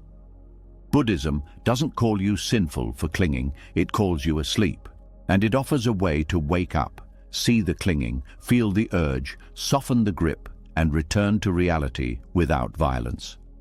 Another crucial part of diagnosis is noticing the body. Attachment doesn't only exist as thoughts, it exists as somatic tightening. When resistance arises, the body often contracts before the mind explains. The stomach tightens, the throat closes, the breath becomes shallow, the shoulders rise. These are not just physical reactions. They are the body's version of clinging. The body is trying to hold reality still. When you learn to notice this contraction early, you catch attachment at the root, not in the story, but in the sensation. This is powerful because stories can be convincing. The body is simpler. It tells you, gripping is happening now. From there, you can do something very direct. You can soften the jaw, relax the belly, lengthen the exhale, not to fix the situation, but to stop feeding attachment with tension. The mind learns through the body that letting go is possible. Resistance also reveals attachment through language. Listen to your inner phrases. I need, I can't, they should, this must, I always, it will never. These absolute statements are often attachment speaking. They create a narrow world, they demand certainty, they freeze reality into fixed conclusions. When you notice these phrases, you notice clinging in real time. A clean diagnostic is this: whenever you feel the word must inside you, attachment is nearby. The goal is not to remove desire or preference. Buddhism doesn't ask you to become lifeless. It asks you to see the difference between preference and dependence. Preference says, I would like this, but I can meet reality. Dependence says, I need this, or I cannot be okay. Resistance reveals dependence. That's why it's so valuable. As you become skilled at reading resistance, you begin to change automatically. Not through force, but through clarity. You catch yourself earlier. You choose softer responses. You release faster. You stop turning discomfort into a crisis. You stop demanding that life match your inner contracts. And the biggest shift is this: you begin to respect reality more than your preferences. Not in a defeated way, in a grounded way. You stop arguing with facts. You stop wasting energy on what cannot be changed in the moment. You use your energy where it actually helps. This is how resistance becomes a diagnostic tool and not a life sentence. It becomes a guide that points to attachments that are still unconscious. And once an attachment becomes conscious, it weakens. Because attachment thrives in the dark. It survives through automatic behavior. But awareness shines light, and the grip loosens. As this grip loosens, you start to feel something new, a kind of honesty that is not harsh, but fearless. You stop pretending reality is something else. You stop dressing it up or pushing it away. You see it clearly, and that kind of clear seeing requires courage. It is a radical form of truth. The next teaching lives there, in that honesty where acceptance becomes the bravest thing you can do. As resistance becomes visible and attachment loosens its grip, a different kind of tension begins to surface.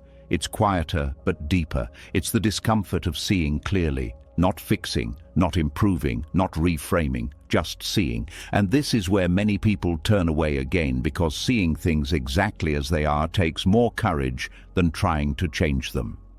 This is where acceptance reveals its true nature, not as softness, but as radical honesty.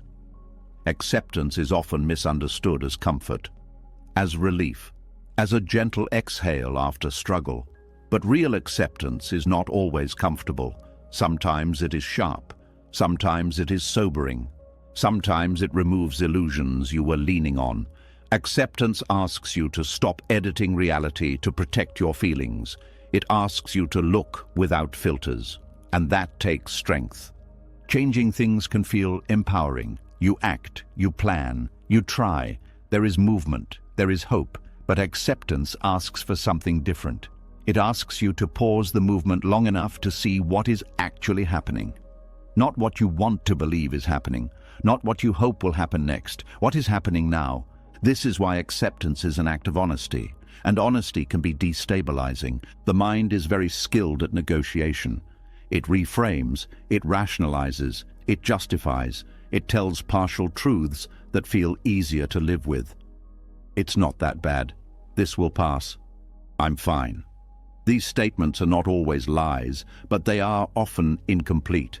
Acceptance asks for completeness. It asks you to acknowledge the full picture, including the parts that make you uncomfortable. Radical honesty begins when you stop lying to yourself about what hurts.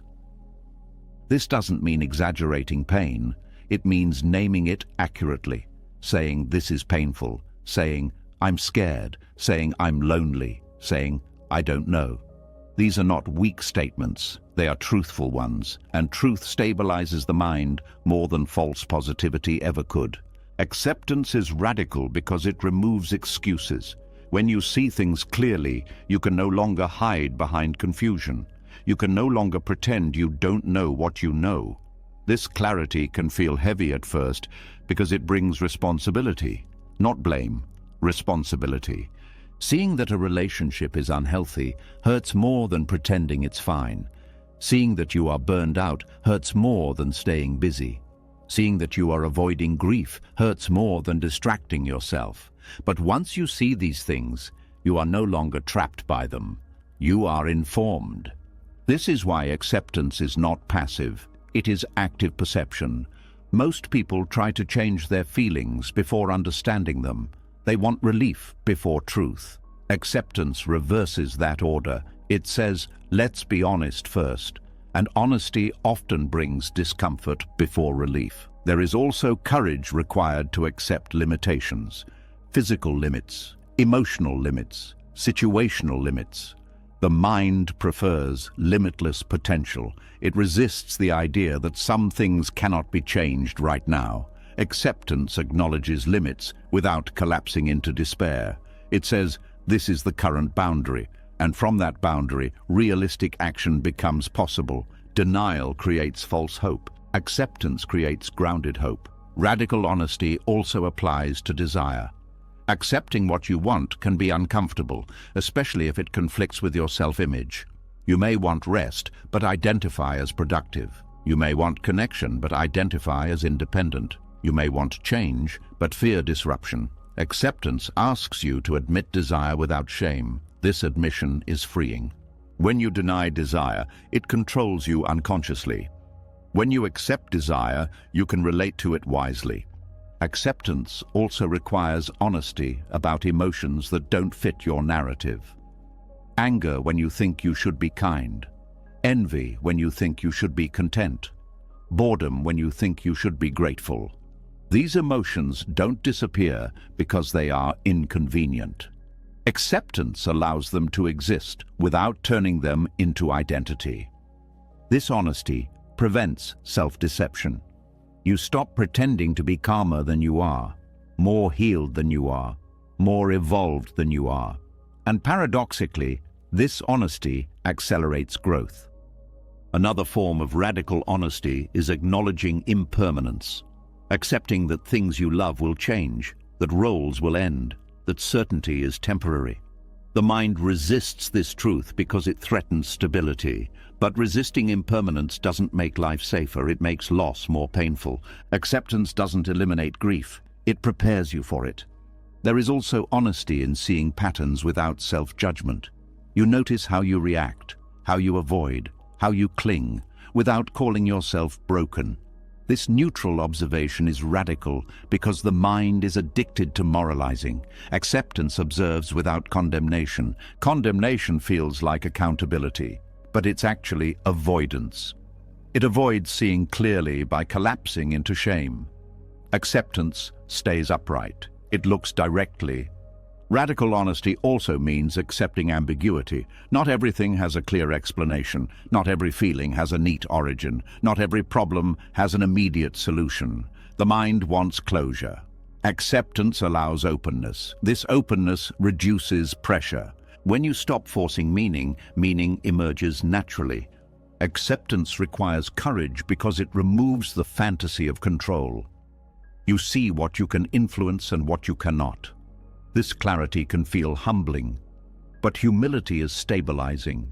You stop overreaching. You stop blaming yourself for outcomes beyond your control. There is honesty in acknowledging effort without guaranteeing results. You can do your best and still fail. Acceptance allows you to hold this truth without collapse. You stop equating worth with success. Radical honesty also applies to healing, accepting that healing is uneven, that progress is not linear, that old patterns can resurface. This honesty prevents despair. You stop demanding perfection from yourself.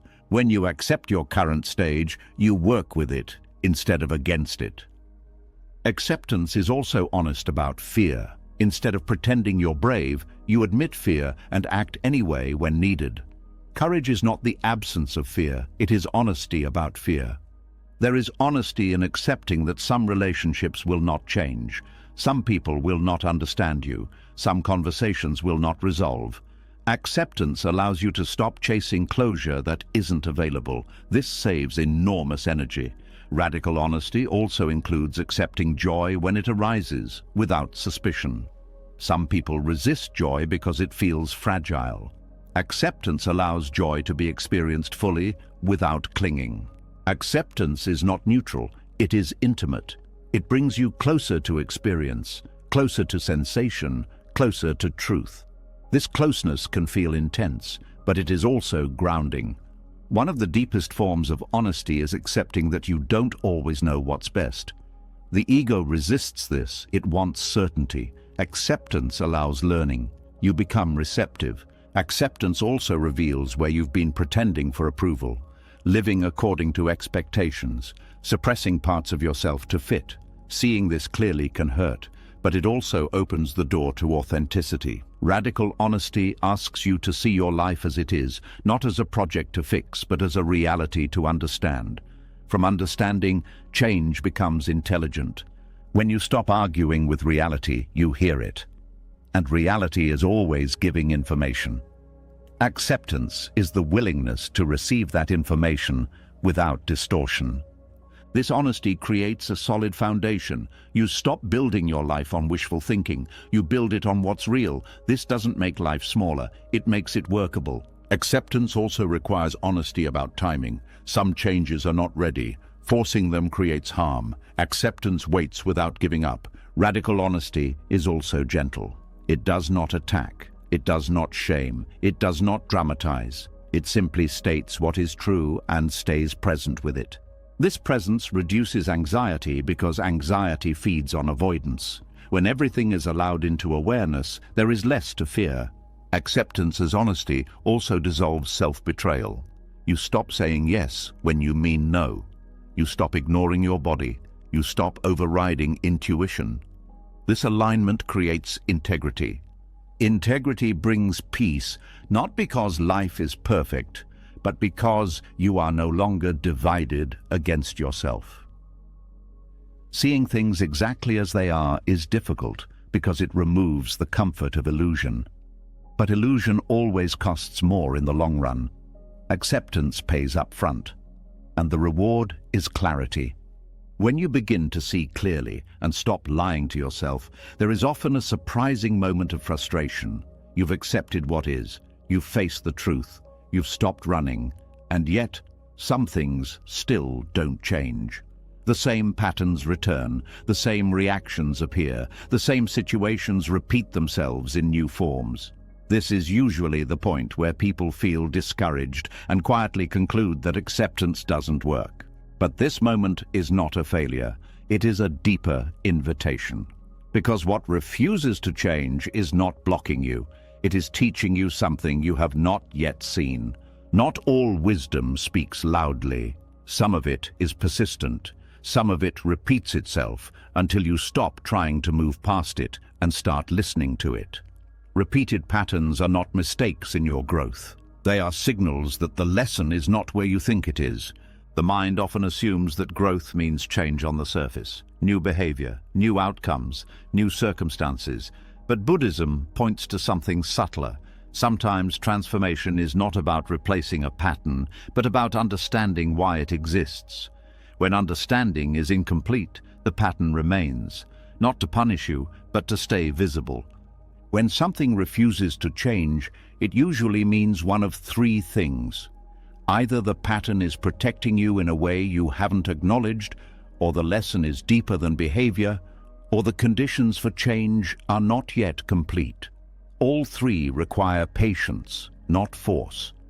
One of the most common misunderstandings is trying to eliminate a pattern instead of learning from it. You may want anxiety to disappear, but anxiety might be showing you how much you rely on certainty. You may want a relationship pattern to stop repeating, but it may be revealing how you abandon yourself to maintain connection. You may want self-doubt to end, but it may be pointing to how your worth is tied to performance. Until these insights are fully embodied, the pattern stays. Patterns repeat because they are functional. Even painful ones serve a purpose. They regulate emotions, they maintain identity, they preserve a sense of safety. The mind does not let go of what it believes is keeping you alive. So when a pattern persists, it's worth asking, what is this protecting me from? This question shifts the tone from frustration to curiosity.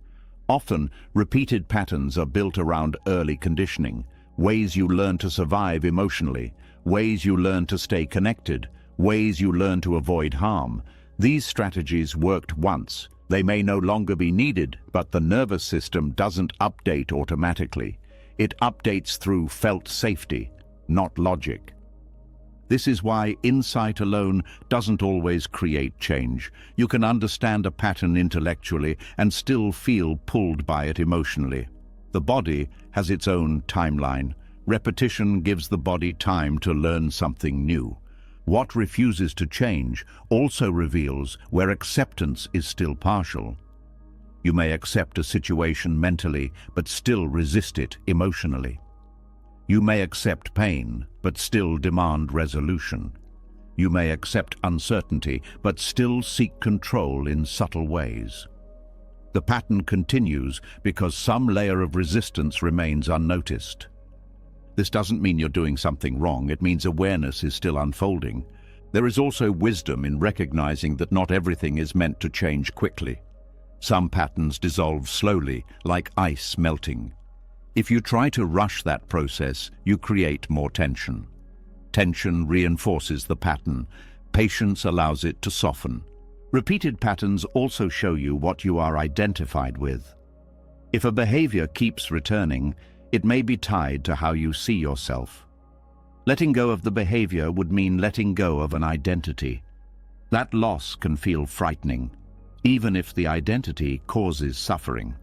For example, someone who identifies as the caretaker may repeatedly attract situations where they are needed, even when exhausted, even when resentful. The pattern persists not because they enjoy suffering, but because the identity feels meaningful. Until that meaning is examined, the pattern remains. Another person may repeatedly sabotage opportunities. Not because they don't want success, but because success threatens belonging or safety. The pattern protects something deeper than comfort. When you stop judging the pattern and start listening to it, its intelligence becomes clearer. There is also a lesson in how you respond to the repetition. Do you become impatient? Do you shame yourself? Do you give up? These responses add a second layer of suffering. The original pattern may be neutral. Your reaction to it determines how painful it feels. Buddhism teaches that suffering is not just about what happens, but about how the mind meets what happens. Repeated patterns test this teaching. They ask whether you can stay present without demanding progress. Progress is often quieter than you expect. Sometimes the pattern doesn't change, but your relationship to it does. You notice it sooner, you react less intensely, you recover faster. These are not small shifts. They are signs of integration, but the mind often dismisses them because it is looking for dramatic transformation. What refuses to change may also be showing you where compassion is needed. Toward yourself, toward your history, toward the parts of you that learn to cope in difficult conditions. Forcing change without compassion recreates inner violence. Compassion creates safety. Safety allows release. There is also wisdom in recognizing when effort is the wrong tool. Some patterns persist because you are trying to fix them instead of understanding them. Effort can harden resistance. Understanding softens it. When transformation feels blocked, it's often because the mind is trying to control the outcome instead of meeting the process. Life does not respond to force in these areas. It responds to presence. Repeated patterns also teach humility. They remind you that growth is not a straight line, that insight doesn't make you immune to conditioning, that being aware doesn't mean being finished. This humility is stabilizing. It prevents spiritual arrogance and self-judgment alike. Some patterns persist because they are not yours alone. They belong to family systems, cultural conditioning, collective trauma. You may be carrying something larger than your personal story. Seeing this reduces self-blame and opens space for wiser engagement.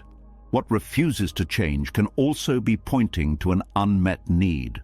A need for rest, for safety, for expression, for connection. Until the need is acknowledged and addressed, the pattern remains as a signal. For example, procrastination may not be laziness. It may be exhaustion. Avoidance may not be fear. It may be overwhelm. Numbness may not be indifference. It may be overload. When you meet the underlying need, the pattern loosens without struggle. Repeated patterns also reveal where you are ahead of yourself. Wanting transformation faster than integration can happen. Wanting closure before understanding. Wanting peace before truth. This impatience is human, but it adds pressure. Pressure delays learning. The silent wisdom of repetition asks you to slow down. There is also teaching in the exact form the pattern takes. When does it appear? With whom? Under what conditions? At what emotional temperature? These details are not random, they are data. They show the pattern's function. Buddhist practice encourages careful observation without interference. Not to analyze endlessly, but to see clearly. When you observe a pattern without trying to change it, it often changes on its own. Not because you controlled it, but because awareness reorganized it. Sometimes what refuses to change is not meant to change at all. Some limitations are part of being human. Sensitivity, vulnerability, aging, loss. These are not problems to solve. They are realities to relate to wisely. Trying to change them creates suffering. Accepting them creates depth.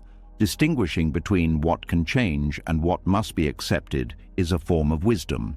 Repeated frustration often comes from trying to change what requires acceptance or accepting what requires action. Patterns help clarify this distinction. There is also wisdom in recognizing when you are trying to transform to escape discomfort rather than to understand life. Transformation driven by avoidance creates new patterns. Transformation driven by insight creates freedom. What refuses to change often holds the key to your deepest attachment. The thing you want to be done with the most is often the thing asking for the most honesty. Not more effort, more presence. Repetition can also teach trust. Trust that life is not done with you, that growth is still happening even when it feels stuck, that learning continues beneath the surface. Many people abandon practice at this stage because they confuse repetition with failure. But repetition is not regression, it is refinement. Each time a pattern returns, you meet it with slightly more awareness, slightly less fear, slightly more space. These subtle shifts accumulate. One day, the pattern no longer needs to return, not because you defeated it, but because it completed its teaching. And when that happens, it often feels quiet, not dramatic, not triumphant, just simple. The pattern no longer has work to do. The silent wisdom of what refuses to change is patience. It teaches you to stop chasing transformation and start embodying understanding. After watching patterns repeat and learning not to rush their disappearance, something subtle begins to relax. The constant effort to fix, understand, or improve softens. The grip loosens. And in that loosening, a quiet shift happens that many people don't expect. Insight begins to appear on its own, not because you forced it, not because you analyzed harder, but because you finally stopped interfering. This is the moment where letting be reveals its quiet power. Letting be is often misunderstood as doing nothing, as giving up, as disengagement. But letting be is not absence of awareness. It is the absence of interference. It is the mind stepping out of its own way. And when the mind stops obstructing itself, it reorganizes naturally, the way a shaken glass of water settles when left alone. For a long time, effort felt necessary. You tried to think your way through pain. You tried to understand every reaction. You tried to manage emotions, correct thoughts, adjust behavior. This effort wasn't wrong.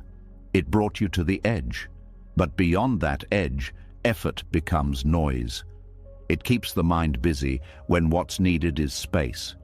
The mind is not broken. It doesn't need to be fixed. It needs conditions where it can settle. Letting be creates those conditions. When resistance dissolves, the nervous system relaxes. Not all at once, not dramatically, but enough for perception to widen. Thoughts slow down without being pushed. Emotions move without being blocked. Sensations are felt without commentary. In this environment, insight arises naturally. The way understanding appears when you stop arguing with facts. One of the biggest misunderstandings is believing insight comes from effortful thinking. In reality, thinking often delays insight. It keeps you circling the same material from different angles, mistaking movement for progress. Letting be interrupts this loop. It removes mental friction, and when friction is gone, clarity appears. Insight is not created. It is revealed. When you stop analyzing, the mind begins to connect things on its own, not through logic, but through recognition. You suddenly see why a pattern existed, why a reaction kept happening, why a situation felt stuck. This seeing is not linear. It arrives whole, quiet, obvious. And once seen, it cannot be unseen. This is why insight often feels simple in hindsight. You wonder how you missed it, but you didn't miss it. You were too busy trying to get somewhere else. Letting be also reorganizes attention. Instead of being pulled constantly into thought, attention rests more in direct experience, in the body, in sensation, in the present moment. This grounded attention stabilizes the mind. From stability, understanding deepens. When attention is scattered, insight is fragmented. When attention is settled, insight integrates. Another important shift is that letting be removes urgency. Urgency is one of the biggest obstacles to insight. When you feel pressured to understand, pressured to heal, pressured to change, the mind tightens. Tightness narrows perception. Letting be removes the pressure, and with pressure gone, the mind opens. Openness is the soil insight grows in. Letting be also changes how memory operates. Instead of replaying the past compulsively, memories surface when they are relevant. You don't force reflection. Reflection arises. A memory appears, not as rumination, but as context. It shows you something new about an old experience. This is natural integration. When resistance dissolves, the mind trusts itself more. It no longer believes it must control every process. This trust allows unconscious material to surface safely. Feelings, realizations, and connections emerge without overwhelm. The mind processes what it's ready to process. Insight does not rush. It respects timing. Letting be also reduces inner commentary. The constant narrator quiets. You're no longer explaining experience to yourself in real time. This silence is not empty. It's receptive. In that receptivity, subtle insights appear, not as thoughts, but as shifts in understanding. These shifts often show up as changes in behavior without decision. You respond differently without planning to. You don't react where you used to. You choose rest where you used to push. You speak honestly where you used to avoid. These changes are signs that the mind has reorganized at a deeper level. Effort changes behavior temporarily. Insight changes behavior permanently. Letting be also reveals the intelligence of the mind-body system. When you stop forcing, the body releases tension on its own. Breathing deepens naturally. Posture adjusts. Energy flows more evenly. These physical shifts support mental clarity. You think better when the body is not braced. This is why over-efforting often leads to burnout. It ignores the body's role in understanding. Letting be brings the body back into the process. Another aspect of letting be is allowing emotions to complete themselves. When you don't interfere, emotions rise, peak, and fall. This completion frees mental space. Unfinished emotions occupy attention. Completed emotions release it. With more space, insight becomes possible. Letting be also dismantles the belief that you must constantly work on yourself. This belief creates endless dissatisfaction. There is always something to improve, something to fix, something to transcend. Letting be introduces a radical alternative, allowing yourself to be exactly where you are without conditions. This allowance does not freeze growth. It accelerates it. When you stop demanding change, change happens organically. The mind no longer rebels against pressure. It cooperates with reality. This cooperation allows learning to integrate. Insight also arises because letting be reduces fear. Fear constricts awareness. When fear softens, awareness expands. Expanded awareness sees connections fear could not tolerate. For example, you may suddenly understand that a fear you've carried was never about the present situation. It was about an old wound. This understanding doesn't come from analysis. It comes from safety. When the nervous system feels safe enough, it allows truth to surface. Letting be creates safety. Another reorganization happens in values. When you stop forcing outcomes, you become clearer about what truly matters. Not what looks good, not what you thought you wanted, but what actually nourishes you. This clarity changes decisions without effort. Letting be also reveals the difference between control and influence. You see what you can affect and what you cannot. This distinction reduces frustration. You stop wasting energy on the impossible. You focus on what's workable. Insight is often about subtraction, not addition. Letting be removes false assumptions, false urgency, false responsibility. What remains is simpler and more accurate. Letting be also breaks the habit of self-surveillance. You stop watching yourself constantly. This reduces performance anxiety. You become more authentic. Authenticity creates coherence. Coherence supports clarity. Another important change is how the mind relates to not knowing. Instead of rushing to answers, you become comfortable with open questions. This comfort allows deeper answers to emerge over time. Not forced answers, real ones.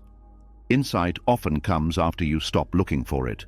Letting be also shifts how you listen to yourself, to others. You hear more, you interrupt less, you respond instead of react. This listening reveals information you missed before. When resistance dissolves, the mind becomes less defensive. Defensiveness blocks learning. Openness invites it. Another reorganization occurs in identity. You stop trying to be someone specific. The need to define yourself relaxes. Without rigid identity, experience flows more freely. You're not constantly checking whether something fits your story. This freedom allows new perspectives. Letting be does not mean drifting aimlessly. It means aligning with reality instead of fighting it. Alignment creates momentum without strain. There is also a shift in how mistakes are processed. Without resistance, mistakes become information instead of evidence of failure. This changes how quickly you learn. You adjust naturally, no shame required. Insight arising from letting be feels different from insight gained through effort. It feels gentle, non-confrontational, almost obvious. You don't feel the need to announce it. It simply becomes part of how you see. This kind of insight is stable because it is embodied. It lives in perception, not belief. Letting be also changes your relationship with silence. Silence stops feeling empty or awkward. It becomes fertile. Insight often appears in silence because silence is where nothing is being pushed away. Another subtle shift is the end of inner commentary about progress. You stop asking, "Am I doing this right?" This question dissolves when you trust the process. Trust allows deeper relaxation. Deeper relaxation allows deeper understanding. Letting be is not a technique, it's a stance, a willingness to stop interfering with experience. When adopted consistently, the mind reorganizes itself around truth instead of defense. This reorganization doesn't happen once, it happens in layers. Each time resistance dissolves, another layer integrates. Each time you let be, another piece falls into place. The beauty of this process is that it requires no special ability, no belief, no perfection, just willingness to stop pushing. As insight begins to arise without force and the mind learns to settle on its own, another habit becomes visible. It's an old one, deeply respected, often praised, the habit of enduring, of pushing through, of holding on until it's over. Many people believe this is strength, and sometimes it is. But often, endurance is confused with understanding. And this confusion quietly extends suffering far beyond what is necessary. There is a certain pride in saying, "I can handle it," a belief that pain proves character, that struggle builds worth, that staying hard protects you. This belief is not accidental. It is taught, it is reinforced. But Buddhism makes a clear distinction here. Endurance is not the same as wisdom, and surviving something is not the same as learning from it. Endurance is about resisting collapse. Understanding is about seeing clearly. When you tough something out, you tighten, you brace, you hold your breath emotionally and sometimes physically. The mind narrows, the body contracts. The goal becomes getting through. This can be useful in emergencies. But when endurance becomes the default response to inner difficulty, it turns into quiet violence against yourself. Endurance says, "I will not break." Understanding asks, "What is happening?" Endurance ignores signals. Understanding listens to them. When you endure pain without awareness, you suppress information.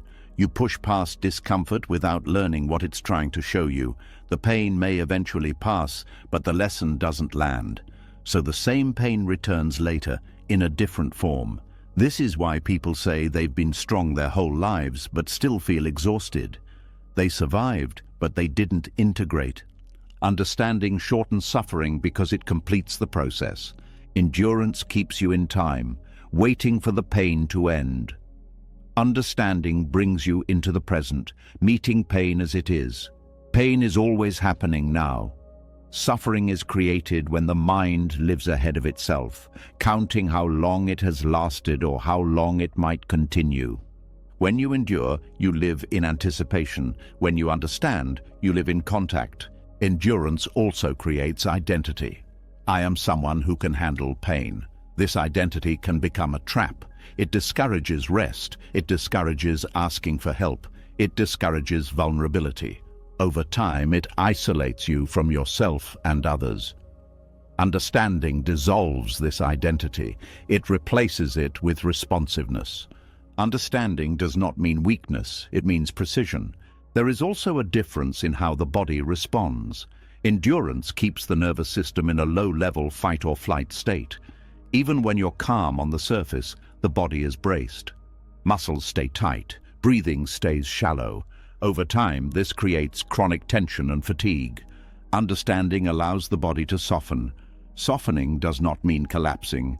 It means releasing unnecessary effort. This release frees energy for healing and insight. Another difference lies in how emotions are processed. Endurance suppresses emotion. It tells fear, grief, or anger to wait. Understanding invites emotion into awareness without judgment. This invitation allows emotion to move and complete itself. Suppressed emotion lingers. Understood emotion passes. Endurance often delays grief. Understanding allows grief to be felt. Delayed grief doesn't disappear. It shows up later as numbness, irritability, or despair. Allowing grief shortens its lifespan. Understanding also changes how memory is stored. Endured pain becomes trauma. Understood pain becomes experience. Trauma is pain that was not integrated. Experience is pain that was met with awareness. This is why two people can go through similar events and be shaped very differently. One endures and carries the weight for years. The other understands and carries wisdom instead. Endurance focuses on control. Understanding focuses on relationship. You cannot control pain away, but you can relate to it wisely. Relationship transforms experience. Control intensifies conflict. Endurance also tends to ignore boundaries. You push past limits because stopping feels like failure. Understanding respects limits. It knows when rest is needed, when action is needed, when support is needed. This respect prevents burnout. Another key difference is how each responds to repetition. When the same issue returns, endurance feels defeated. Why am I still dealing with this? Understanding becomes curious. What hasn't been seen yet? This curiosity opens new layers of insight. Endurance often relies on willpower. Willpower is finite. It runs out.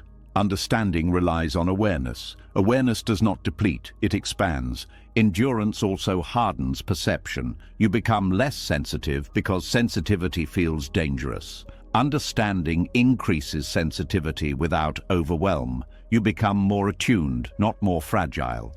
Understanding also reduces fear of pain. Not because pain disappears, but because you trust your ability to meet it. Endurance creates fear of breaking. Understanding creates confidence in resilience. Another difference is in how each handles uncertainty. Endurance demands certainty. Just tell me when this will end. Understanding tolerates uncertainty. It stays present without guarantees. This tolerance reduces anxiety. Endurance often comes with self-judgment. I should be stronger. Others have it worse. Understanding removes comparison. It honors experience without ranking. Understanding also changes how you learn. Instead of learning through repeated suffering, you learn through awareness. This makes growth gentler and faster. Endurance keeps you stuck in reaction.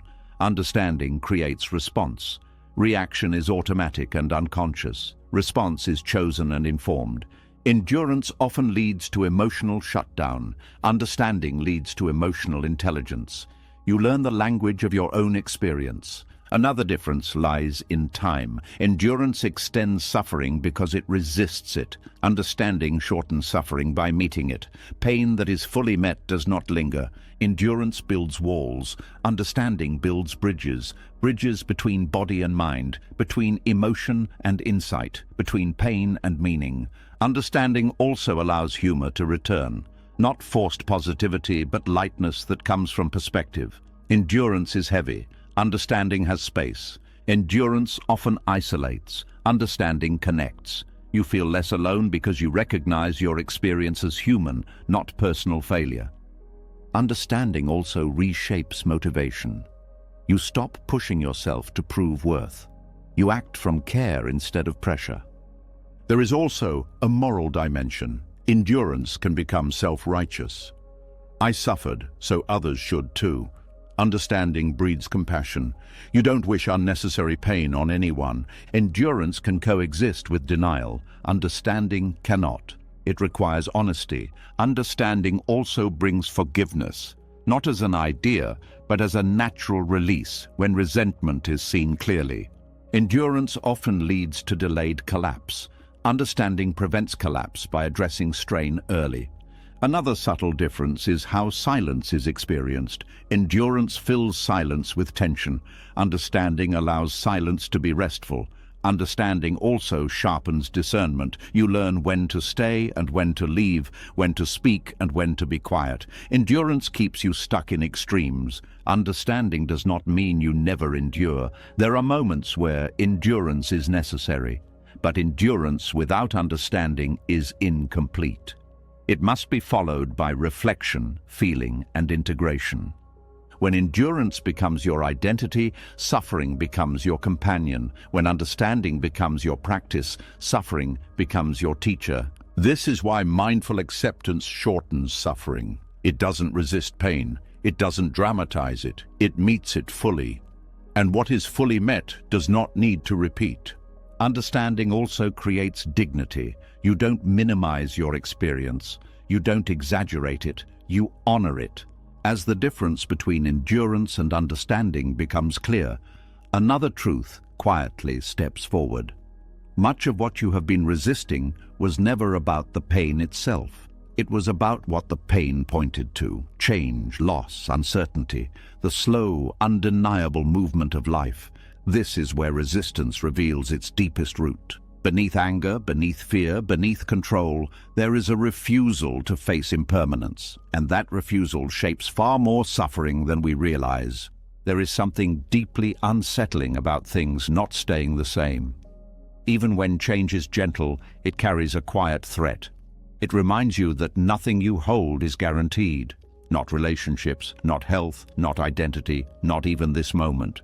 Resistance often begins right here, not because the present is unbearable, but because it is unstable. Impermanence is not an abstract idea. It is felt in the body, in the tightening when something shifts, in the sadness when something fades, in the anxiety when the future feels open. Resistance is the mind's attempt to freeze what is moving, to hold what is already slipping.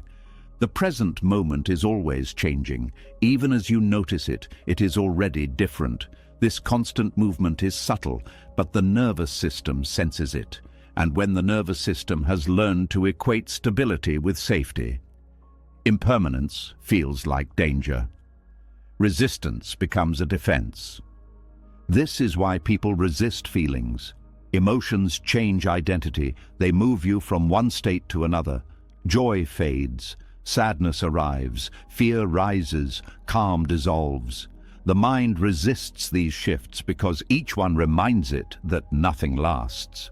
Resistance tries to lock in preferred states and push away unwanted ones, but both actions are rooted in the same fear. Fear of impermanence is not dramatic. It shows up quietly, in clinging, in hesitation, in postponing grief, in avoiding endings, in staying in situations that no longer fit. Resistance whispers, if I don't look, maybe it won't change. But change does not wait for permission. Loss is one of the clearest teachers of impermanence. When something or someone leaves, resistance often flares. This shouldn't have happened. It's not fair. I wasn't ready. These reactions are human, but beneath them is a deeper refusal, the refusal to accept that all forms dissolve. Grief hurts because attachment met impermanence directly. Resistance tries to turn grief into something else: distraction, numbness, anger, busyness. But grief is not the enemy. Grief is love encountering change. Resistance to grief is resistance to the truth that love cannot protect against loss. The fear of death is the deepest expression of impermanence. You may not think about death often, but the fear shapes many behaviors. The drive to achieve, to be remembered, to stay busy, to avoid stillness. Resistance to the present moment is often resistance to the reminder that time is moving. When the mind resists the present, it usually jumps into the future or the past, planning, regretting, replaying. These movements feel safer than staying here, where change is undeniable. The present moment has no guarantees. The future feels like it might. Resistance also shows up as clinging to identity. This is who I am. But identity is not stable. It shifts with age, experience, and circumstance. When identity changes, resistance appears. You mourn who you were. You fear who you might become. Acceptance asks you to let identity be fluid. Resistance tries to keep it fixed. Impermanence threatens control. If things change, control weakens. Resistance becomes an attempt to manage outcomes, but outcomes are not stable. The more you try to control change, the more anxious you become. This anxiety is not caused by impermanence, it is caused by fighting it. Buddhism teaches that impermanence is not a flaw in life. It is life. Everything that arises passes. This includes pain. This includes joy. This includes you. When this truth is resisted, suffering multiplies. When it is accepted, life becomes lighter. Resistance often shows up as nostalgia, longing for how things were. This longing can be sweet, but when it becomes a refusal to live now, it creates suffering. Nostalgia freezes life in memory and rejects the living present. Another form of resistance to impermanence is perfectionism. The belief that if everything is just right, it can stay that way.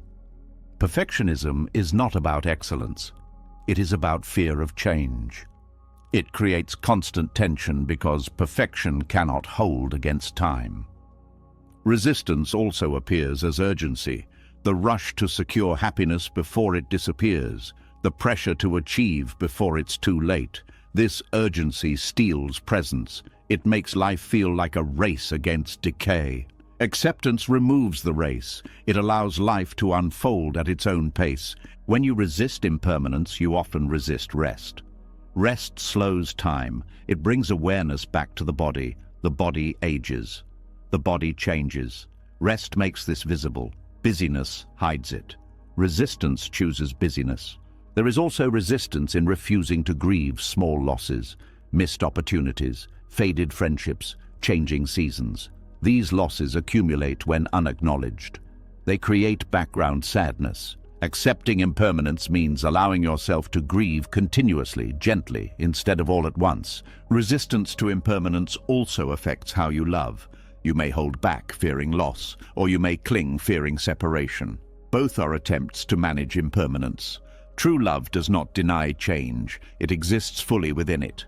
The present moment asks for courage because it offers no permanence. It offers experience, not stability.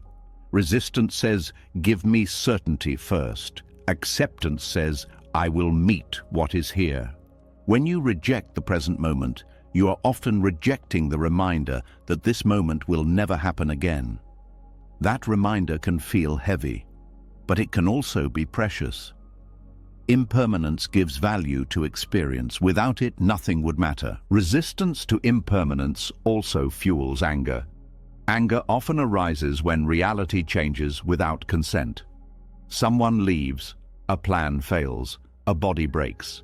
Anger tries to restore a sense of control. It says, this should not be happening. Acceptance says, this is happening. This doesn't mean you don't act. It means you act from clarity, not denial. Another subtle resistance is hope used as escape. Hope can be healthy, but it can also be a way to avoid now. Things will get better. Maybe they will, but now still exists, and now is where life happens. Resistance also appears in spiritual bypassing, using ideas of transcendence to avoid facing change. Impermanence is not transcended, it is realized, it is embodied. Avoiding it keeps suffering alive. When impermanence is accepted, fear loosens. Not because loss disappears, but because you stop being surprised by it. You expect change. You meet it with less shock. This preparedness is not pessimism, it is realism. Accepting impermanence also softens attachment. You still care, you still love, but you hold more gently. You appreciate without clinging. This reduces suffering without dulling joy. Resistance to impermanence keeps you living in anticipation or regret. Acceptance brings you back to presence. Presence is the only place where peace can exist. Impermanence also teaches humility. You realize you are part of a larger flow, not in control, but not powerless either. You participate instead of dominate. This participation feels lighter. When you stop resisting impermanence, you stop demanding permanence from what cannot provide it. This single shift reduces enormous suffering. You begin to allow endings. Conversations end, days end, phases end, relationships change. You stop clinging to continuity. You let life move. Acceptance of impermanence also deepens gratitude. Not forced gratitude, but natural appreciation. You value moments because they are fleeting. You pay attention because nothing repeats. Resistance to impermanence narrows life. Acceptance expands it. This acceptance does not remove sadness. It makes sadness clean. It does not remove fear. It makes fear workable. It does not remove death. It makes life more alive. The present moment is fragile. That fragility is not a problem. It is the reason to be here. As resistance to impermanence softens, the mind often reaches for one last line of defense. It doesn't look like anger. It doesn't look like fear. It looks like a question that feels reasonable, even deep. Why me? It rises quietly in moments of pain, loss, illness, betrayal, or collapse. And although it sounds like a search for meaning, it often carries a hidden cost. This question can either open the door to wisdom or lock you deeper into suffering, depending on where it comes from. The words, "why me?" are not neutral. They carry a posture. When they arise from resistance, they turn life into a courtroom. Reality becomes the accused. You become the victim. And suffering becomes personal, targeted, unfair. This posture feels natural, but it quietly multiplies pain. The moment the mind asks, "why me?" from resistance, it assumes something has gone wrong. It assumes the event should not have happened. It assumes there was an alternative version of reality where you were spared. These assumptions create a split between what is and what you believe should be. That split is where suffering lives. This question often hides a demand. Why me can mean, why wasn't I protected? Why didn't life choose someone else? Why am I being tested?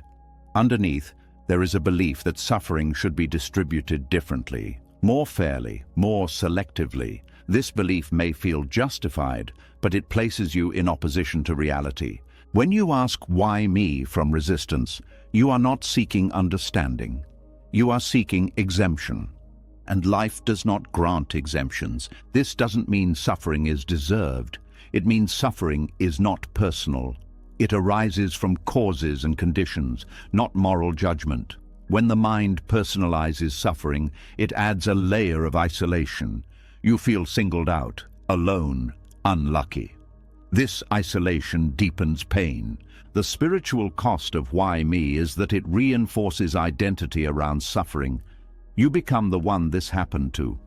The story tightens. The event hardens into narrative. Narrative solidifies identity. Identity keeps the wound alive. This question also freezes the mind in the past. It keeps you looking backward, searching for reasons, assigning blame, replaying scenarios. The present moment is abandoned.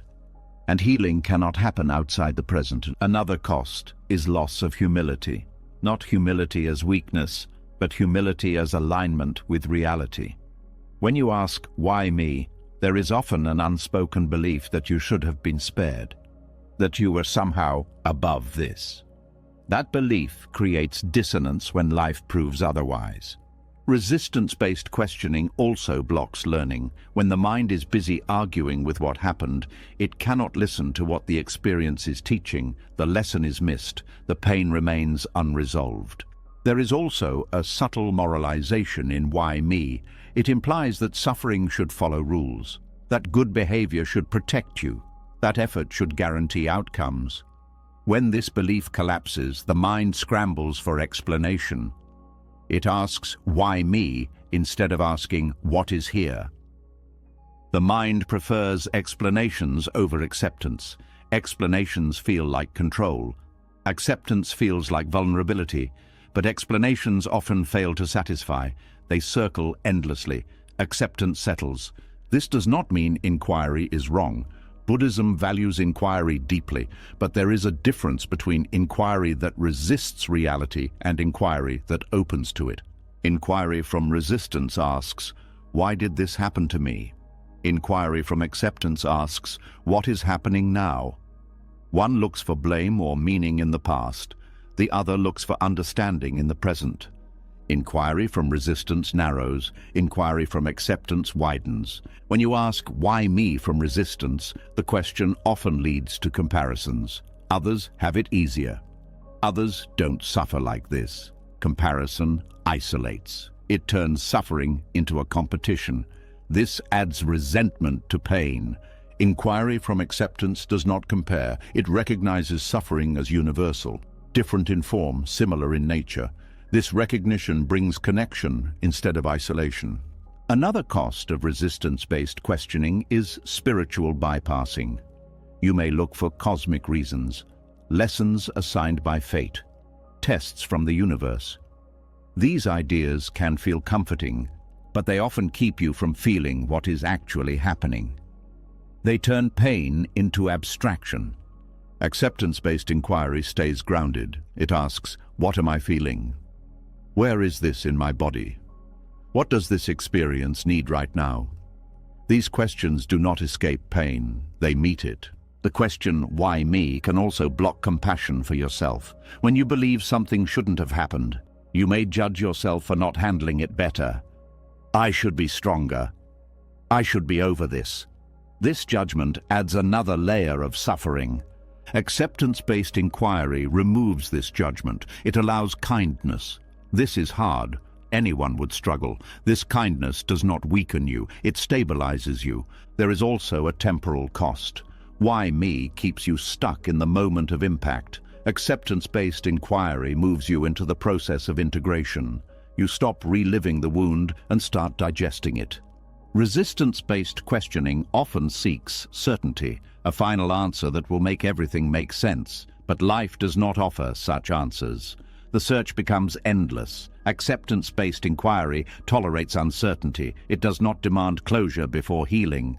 Another hidden cost is the erosion of trust. When you believe life singled you out, you stop trusting existence. You brace for more attacks. This vigilance creates chronic stress. Acceptance-based inquiry rebuilds trust, not by promising safety, but by proving you can meet whatever arises. When inquiry comes from acceptance, it feels different. It is slower, softer. It does not rush to conclusions. It allows silence. In that silence, insight appears naturally. For example, instead of, why did this happen to me, acceptance-based inquiry might sound like, what is this showing me about what matters? Or, what has this revealed about my attachments? Or, how has this changed me? These questions do not argue with reality. They learn from it. Inquiry from acceptance also shifts responsibility. Not responsibility for causing the event, but responsibility for relating to it. You stop asking life to justify itself. You begin to respond wisely. Another difference is emotional tone. Why me from resistance carries bitterness. Inquiry from acceptance carries curiosity. Curiosity does not deny pain. It makes pain workable. The mind often fears that letting go of why me means giving up meaning, but the opposite is true. Meaning does not come from explanations imposed on life. It comes from understanding gained through experience. Resistance-based questioning tries to extract meaning before understanding. Acceptance-based inquiry allows understanding to mature into meaning. There is also a relational cost. When you are stuck in why me, it can be hard to hear others. Their support may feel inadequate. Their words may irritate. Acceptance-based inquiry opens you to connection. You feel less alone. Another subtle cost is rigidity. The story of why me hardens identity. You become fixed around the wound. Acceptance-based inquiry keeps identity fluid. You are not reduced to what happened to you. This does not mean you forget or minimize pain. It means pain does not become your center. When inquiry shifts from resistance to acceptance, something important happens. The question loses its edge. It no longer demands an answer. It becomes a doorway. You move from interrogation to exploration. Exploration allows discovery. You discover resilience you didn't know you had. You discover values clarified by loss. You discover depth created by hardship. These discoveries do not justify suffering, they redeem it. Another transformation is how you relate to fairness. Life is not fair. Acceptance does not pretend otherwise. It accepts this truth without bitterness. From this acceptance, compassion arises naturally. You stop expecting life to protect you. You start caring for yourself. Inquiry from acceptance also reveals shared humanity. You see that suffering is not a personal curse. It is a condition of being alive. This realization softens self-pity without invalidating pain. When you stop asking, "Why me?" from resistance, you stop placing yourself at the center of a cosmic narrative. This decentering reduces pressure. You are not being singled out. You are participating in life. This participation brings dignity. You meet experience as it comes, without demanding explanation. You stand with reality instead of against it. The spiritual cost of "why me" is not the question itself. It is the posture behind it. When the posture shifts, the question transforms. Instead of "why me," life becomes "what now?" Instead of accusation, there is engagement. Instead of bitterness, there is clarity. This shift does not erase grief. It changes your relationship to it. Grief becomes something you walk with, not something you fight. When "why me" loosens and inquiry becomes honest instead of defensive, something else becomes painfully obvious. A large part of your suffering has not been coming from events at all. It has been coming from the conversation you keep having with yourself about those events. The endless debate, the constant closing argument, the mental courtroom that never adjourns. And the shocking truth is this: peace doesn't come from winning that argument. Peace comes from ending it. Most people live with an inner commentator that never stops. It argues with reality, argues with the past, argues with the future, argues with the body, argues with emotion. It says, "This shouldn't be happening. I shouldn't feel this. They shouldn't have done that. I should have known better." These sentences don't just describe experience, they fight it, and every fight adds friction. The mind believes these debates are productive. It thinks that if it can explain enough, analyze enough, justify enough, it will finally feel settled. But the debate is not designed to end. It is designed to keep identity and control in place. That's why it repeats. The mind doesn't seek truth in these arguments. It seeks relief through certainty. And certainty is rarely available. Inner argument is a form of resistance that pretends to be problem-solving. To see this clearly, notice what happens when you replay a painful moment. The mind doesn't simply remember. It relitigates. It corrects. It rewrites. It argues with what was. It tries to change the past by thinking harder. This is not reflection. It is an attempt to dominate reality through thought, and it always fails because thought cannot alter what already happened. The cost is enormous. The body tightens each time. The nervous system reacts as if the event is happening again. You relive, you re-feel, you rehearse. Suffering becomes chronic, not because life keeps hurting you, but because the mind keeps reopening the wound. Peace is not a conclusion. It is the absence of argument. This is where acceptance becomes revolutionary. Acceptance is not a new thought you add to the debate. It is the choice to stop debating. It is the moment you drop the need to be right about your pain, to justify your anger, to prove your worth, to control the narrative. When inner argument ends, something immediate happens.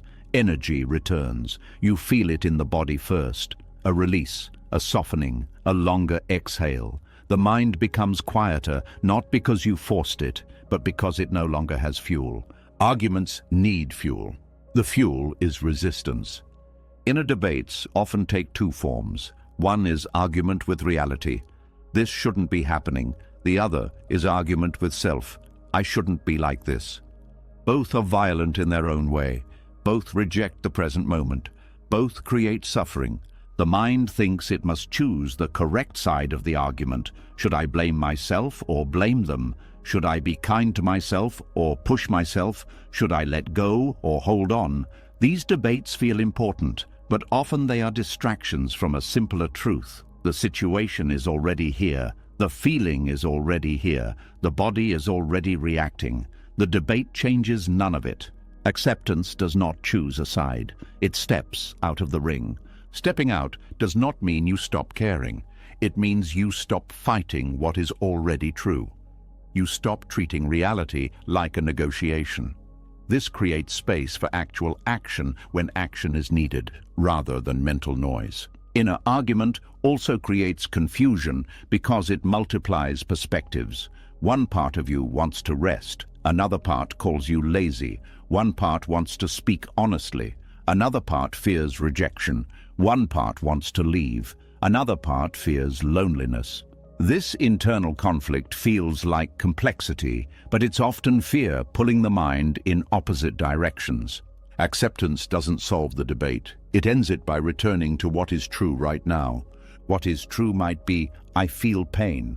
I feel fear. I don't know what to do yet. These truths do not require debate. They require presence. When you state truth without argument, the mind stabilizes. It has something solid, reality. The internal debate often masks a deeper refusal, the refusal to feel. If you stay in argument, you stay in thought. Thought feels safer than raw sensation. Argument is a way to avoid contact with grief, fear, shame, or vulnerability. It keeps you busy. It keeps you away from the feeling that might actually heal if you allowed it. Acceptance ends argument by bringing you back to the body. When you feel the breath, the weight of the body, the texture of emotion, the argument weakens. It cannot survive direct presence for long because direct presence exposes its futility.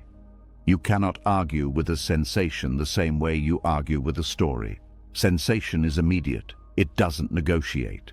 Another reason peace doesn't come from winning internal debates is that the mind can always create a counter-argument. Even if you win, another voice appears. Yes, but still, what if this is endless?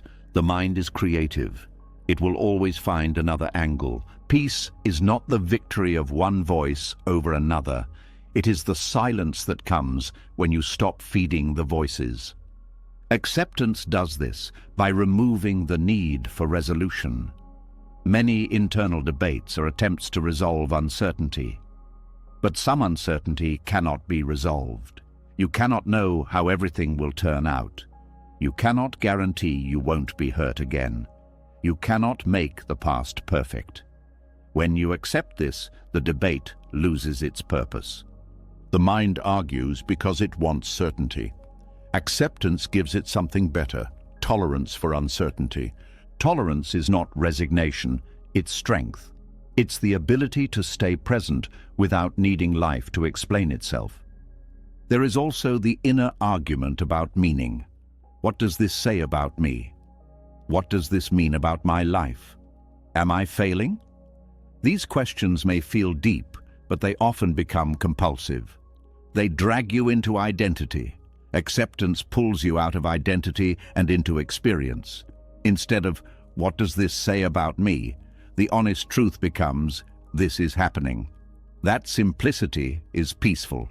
The mind resists simplicity because simplicity removes drama. But drama is not aliveness. Drama is agitation. When drama fades, you feel quiet. And quiet can feel unfamiliar, even scary, because the nervous system has become accustomed to tension. Acceptance trains you to tolerate quiet. It also trains you to tolerate unfinished stories. Many internal debates exist because you want a clean narrative. You want closure. You want the right explanation. But life is often messy. Stories don't always resolve neatly. Acceptance allows messiness without collapsing. This doesn't mean you never reflect or think. It means thinking is no longer compulsive. It becomes a tool used when needed, not a cage you live inside. One of the most powerful practices is learning to recognize the exact moment an inner argument begins. It often starts with a word like should. I should have. They should. This should. That word is the spark. When you notice it, you can pause and ask, is this a fact or a demand? Most of the time, it's a demand, and demands create conflict. Replacing demands with facts ends arguments. Facts are grounding, demands are agitating. Another way arguments persist is through self-attack. The mind believes self-attack creates improvement, but self-attack creates fear. Fear creates avoidance. Avoidance creates stagnation. Acceptance is more effective than self-attack because it creates safety. In safety, change becomes possible. Inner argument also steals intimacy. When you're in debate, you're not fully present with others. You're half in your head, half rehearsing, half defending. Acceptance returns you to the moment, making relationships more real. Acceptance ends argument not by suppressing thought, but by refusing to participate in pointless conflict. Thoughts can still arise, opinions can still appear, but you don't have to argue with them. You can let them pass like weather. This is a critical distinction. You are not trying to silence the mind. You are stopping the mind from turning experience into war. When inner argument ends, it doesn't mean everything feels good. It means everything feels honest. Pain can be there, fear can be there, but they are not multiplied by debate. This is why acceptance is so powerful. It removes the second layer of suffering, the resistance to what is. You meet life directly, without commentary, without litigation. And from that directness, action becomes clearer. Not frantic action, not action driven by proving yourself, but clean action that fits reality. When the inner arguments finally quiet and the need to win inside yourself dissolves, something unfamiliar takes their place. It isn't excitement. It isn't relief in the way the mind expects. It's a kind of openness that feels both spacious and unsettling, because in that openness, control no longer has a role, and without control, something deeper begins to speak. This is where acceptance reveals what force never could. Control has always promised safety. If you plan enough, fix enough, adjust enough, life will cooperate. That promise is seductive because it offers certainty in an uncertain world. But control only ever works on the surface. It rearranges appearances. It manages symptoms. It creates short-term order while quietly feeding long-term exhaustion. Acceptance teaches a different intelligence, one that does not come from effort but from alignment. When manipulation stops, reality becomes clearer, not kinder, not easier, clearer. You start to see how things actually function instead of how you wish they would. This clarity is uncomfortable at first because it removes illusion. But illusion always costs energy. Clarity returns it. Control tries to bend reality to match preference. Acceptance listens to reality to understand its direction. There is a deep intelligence in life that cannot be accessed through force. It only reveals itself when you stop interfering. Much like water that becomes clear when left undisturbed, the mind reveals insight when it is not constantly stirred by fixing and forcing. Control believes problems are enemies. Acceptance sees problems as information. When you try to control an experience, you narrow perception. You focus on one outcome, one solution, one version of how things should be. This narrowing blinds you to alternatives. Acceptance widens perception. You see more variables, more options, more nuance. Solutions appear that control could never imagine. Control operates from fear, fear of loss, fear of failure, fear of uncertainty. Acceptance operates from trust, not blind trust, but trust in the capacity to respond. Trust that you don't need to dominate life to participate in it. This trust changes everything. When you stop forcing change, you begin to notice timing. Control ignores timing. It pushes regardless of readiness. Acceptance respects timing. It senses when action will land and when it will create resistance. This sensitivity is not passive, it is intelligent. Acceptance teaches you when to act and when to wait. Control creates urgency. Acceptance creates discernment. Another intelligence revealed by acceptance is the difference between effort and strain. Effort is clean. It feels directed. Strain feels tight and desperate. Control often confuses strain for effort. Acceptance distinguishes them. When strain appears, acceptance pauses. This pause prevents harm. Control often leads to burnout because it ignores limits. Acceptance teaches respect for limits, not as weakness, but as wisdom. Knowing when to stop is as important as knowing when to act. Acceptance also reveals the intelligence of the body. Control often treats the body like a machine to be overridden. Push through, ignore signals, optimize output. Acceptance listens to the body as a source of information. Fatigue becomes guidance. Pain becomes instruction. Pleasure becomes signal. This listening prevents collapse. Control thinks more input will fix everything. More thinking, more strategy, more effort. Acceptance reveals that less interference often brings better results. Space allows integration. Silence allows clarity. This is especially true emotionally. When you try to control emotions, they intensify. When you allow them, they move. Acceptance teaches emotional regulation not through suppression, but through understanding. Control wants predictability. Acceptance teaches adaptability. Life is not predictable, but it is responsive. When you stop trying to lock it into certainty, you become more responsive yourself. You adjust faster. You recover quicker. You learn sooner. Acceptance also reveals the intelligence of uncertainty. Control treats uncertainty as a problem. Acceptance treats it as an opening. When you don't know, you're available. Available to learn. Available to change. Available to notice what you would miss if you were certain. Certainty closes. Uncertainty opens. Control often blocks intimacy. When you try to manage how others see you, you remain guarded. Acceptance allows authenticity. You show up as you are. This vulnerability deepens connection. People respond to honesty more than performance. Acceptance also teaches the intelligence of limits in relationships. Control tries to change people. Acceptance sees people clearly. This clarity allows you to choose wisely, to engage where there is mutuality, to step back where there is harm. Control entangles, acceptance clarifies. Another intelligence revealed by acceptance is how little effort is needed when resistance ends. Many struggles are maintained by opposition. When opposition stops, movement becomes natural, decisions become simpler, actions become lighter. Control creates friction. Acceptance reduces it. Acceptance also reveals the intelligence of letting consequences teach. Control tries to prevent all discomfort. Acceptance allows natural consequences to instruct. This does not mean reckless behavior. It means allowing reality to give feedback instead of constantly intervening.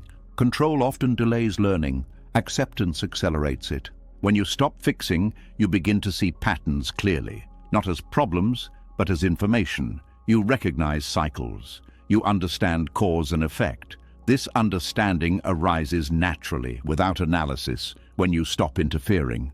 Acceptance also reveals the intelligence of rest. Control sees rest as wasted time. Acceptance sees rest as integration. During rest, the mind processes, the body repairs, insight consolidates. Without rest, nothing integrates. Control keeps you busy. Acceptance makes you effective. Another teaching acceptance offers is humility. Control inflates the sense of authorship. I make things happen. Acceptance reveals interdependence. How many conditions contribute to every outcome? This humility reduces self-blame and arrogance alike. You stop taking full credit and full blame for things that were never fully yours. Acceptance also teaches gratitude without forcing it. Control tries to manufacture positivity. Acceptance allows appreciation to arise naturally. When you see life clearly, Gratitude appears on its own, without effort. Control is loud, acceptance is quiet. And in that quiet, subtleties emerge. You start to notice small signals, shifts in energy, changes in mood, early signs of misalignment. Control misses these because it's focused on outcome. Acceptance notices them because it's present. Acceptance also teaches the intelligence of non-attachment. You still care, you still engage, but you don't grip. This reduces fear of loss. You participate fully without trying to own outcomes. Control tightens attachment. Acceptance loosens it. Another insight acceptance reveals is that many problems solve themselves when you stop fighting them. Not because they disappear, but because your relationship changes.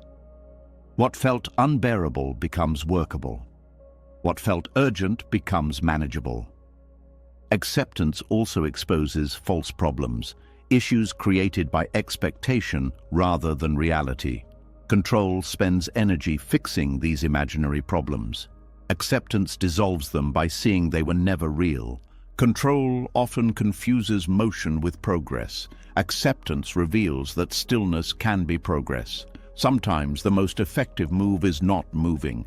Acceptance teaches the intelligence of presence. When you are fully present, you respond accurately. Control often operates from projection. It reacts to imagined futures and remembered pasts. Acceptance stays with what is actually happening. This presence sharpens intuition, not mystical intuition, but practical knowing. You sense when something is off, when something is right. This sensing guides action more reliably than strategy alone. Acceptance also teaches the intelligence of simplicity. Control complicates. Acceptance simplifies. You stop adding layers. You deal with what's in front of you. This reduces overwhelm. Another difference is how mistakes are handled. Control reacts with shame or correction. Acceptance treats mistakes as information. This learning mindset prevents repeated errors. Acceptance also reveals that forcing change often strengthens resistance. When you push yourself too hard, the mind rebels. Acceptance works with the mind, not against it. Change becomes cooperative. Control tries to dominate life. Acceptance collaborates with it. This collaboration does not mean surrendering agency. It means using agency wisely. You act where action helps. You let go where letting go helps. This balance is intelligence. Acceptance also teaches that peace is not the absence of challenge. It is the absence of unnecessary struggle. Control adds struggle. Acceptance removes it. When manipulation stops, you feel more alive. Not because life is perfect, but because energy is no longer wasted on fighting reality. Acceptance teaches you that life has its own momentum. When you align with it, things flow more smoothly. When you resist it, friction increases. This doesn't mean life becomes predictable. It means you become adaptable. When control finally loosens and acceptance replaces force, something very quiet happens inside. It's not dramatic. There's no breakthrough moment, no sudden relief. Instead, the struggle fades. The inner push and pull ends. And in that stillness, the mind begins to see. Not better, not happier, but clearer. This is the moment the mind stops fighting and starts seeing, and nothing looks the same afterward. For most of life, perception is distorted by resistance. You don't see what is. You see what you want, what you fear, what you expect, or what you're trying to avoid. Every experience passes through layers of judgment and reaction before it reaches awareness. The moment resistance dissolves, those layers fall away. What remains is direct perception. This is not enlightenment in the dramatic sense. It's sobriety, reality without intoxication. When the mind stops fighting, it stops interpreting everything as a problem. It stops labeling each sensation as good or bad before it is fully known. It stops narrating experience in a way that keeps identity intact.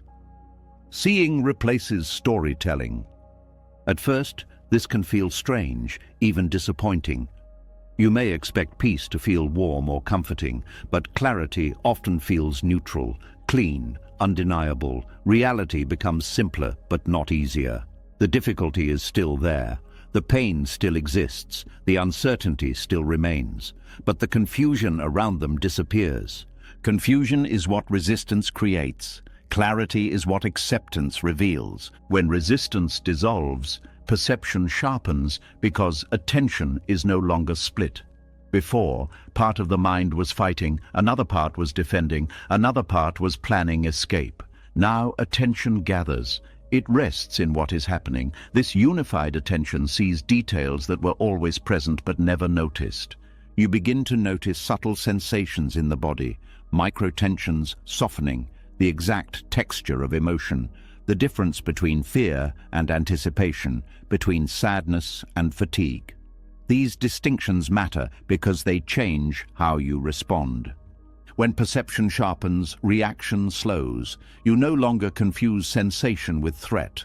A tight chest is no longer immediately interpreted as danger. A heavy mood is no longer treated as failure. Seeing breaks automatic reaction. The mind also stops projecting as much. Before, you were often seeing the future through fear or hope, or the present through memory. When resistance ends, projection weakens. You see what is in front of you, not what you think it means. This doesn't make life easier. In fact, it can make certain truths harder to avoid. You see clearly when something is ending. You see when effort is no longer aligned. You see when a relationship is unhealthy. You see when you are exhausted. Clarity removes comforting illusions, but clarity also removes unnecessary suffering. When perception sharpens, you notice how much pain was being added by thought. Not pain itself, but commentary.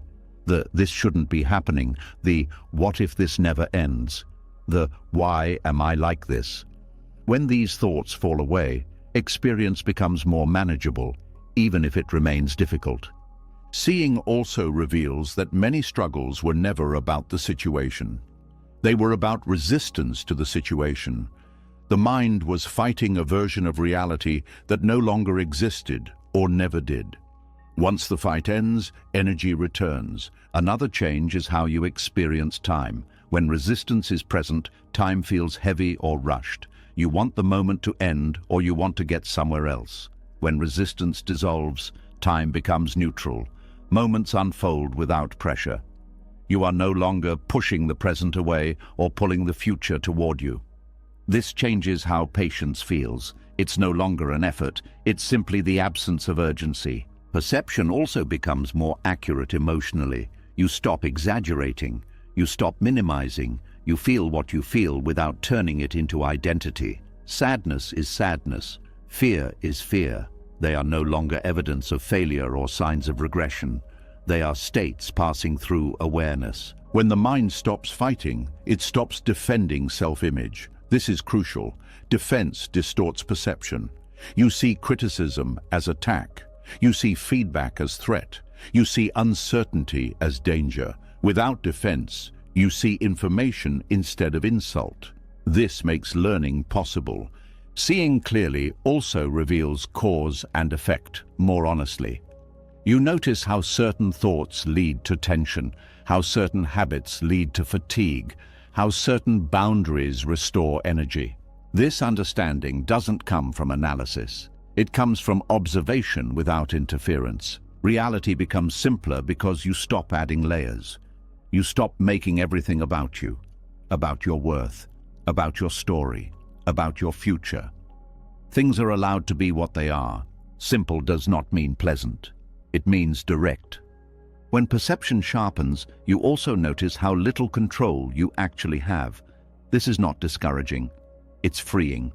You stop trying to manage what cannot be managed.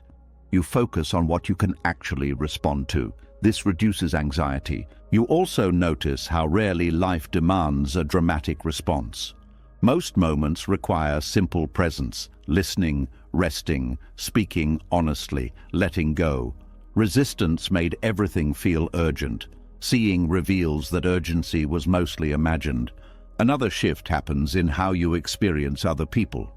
When resistance dissolves, you stop seeing others through your projections. You see their behavior more clearly without personalizing everything. This doesn't mean you excuse harm. It means you respond appropriately instead of reactively. You also become more aware of your own motivations. You notice when actions come from fear instead of clarity, from obligation instead of choice. This awareness allows adjustment without self-attack. Seeing also simplifies decision-making. When you are no longer fighting reality, decisions are based on what is actually happening, not what you wish were happening. This may lead to difficult choices, but they are cleaner. Less regret, less confusion. Perception sharpens in the body as well. You notice when you are tired before collapse, when you are tense before pain, when you are overwhelmed before shutdown. This early awareness allows care instead of damage. When the mind stops fighting, it also stops fantasizing as much. Fantasy is often a refuge from discomfort. Seeing brings you back to the present, which can feel less exciting but more real. Over time, this reality becomes rich in a quieter way. You begin to notice small things: sounds, light, movement, breath. These were always there, but resistance pulled attention away. Seeing returns attention to life as it is lived. Another important change is how mistakes are perceived. Without resistance, mistakes are no longer personal failures. They are information. You adjust without shame. This makes growth continuous rather than episodic. Seeing also reveals how much suffering came from expectations. Expectations about how fast you should heal, how others should behave, how life should unfold. When these expectations dissolve, reality becomes more workable. This does not mean you have no preferences. It means preferences no longer dictate your emotional state. When perception sharpens, you also become aware of subtle joy, not excitement, not pleasure, but a sense of okayness that exists even alongside pain. This joy is not dependent on circumstances. It arises from alignment with reality. Reality becomes simpler because you stop asking it to be something else. Seeing also makes grief cleaner. When loss occurs, you feel it fully without resistance. The pain is sharp, but it is not prolonged by denial. Grief moves through rather than getting stuck. You also become more honest with yourself and others. Without defense, there is less need to lie or perform. Honesty simplifies relationships. You say less, but mean more. The mind stopping its fight also reveals a deeper intelligence at work. Not personal intelligence, not strategic intelligence, but the intelligence of awareness itself, the ability to know what is happening without distortion. This intelligence does not solve all problems. It changes how problems are met. You stop escalating them mentally. You meet them proportionally.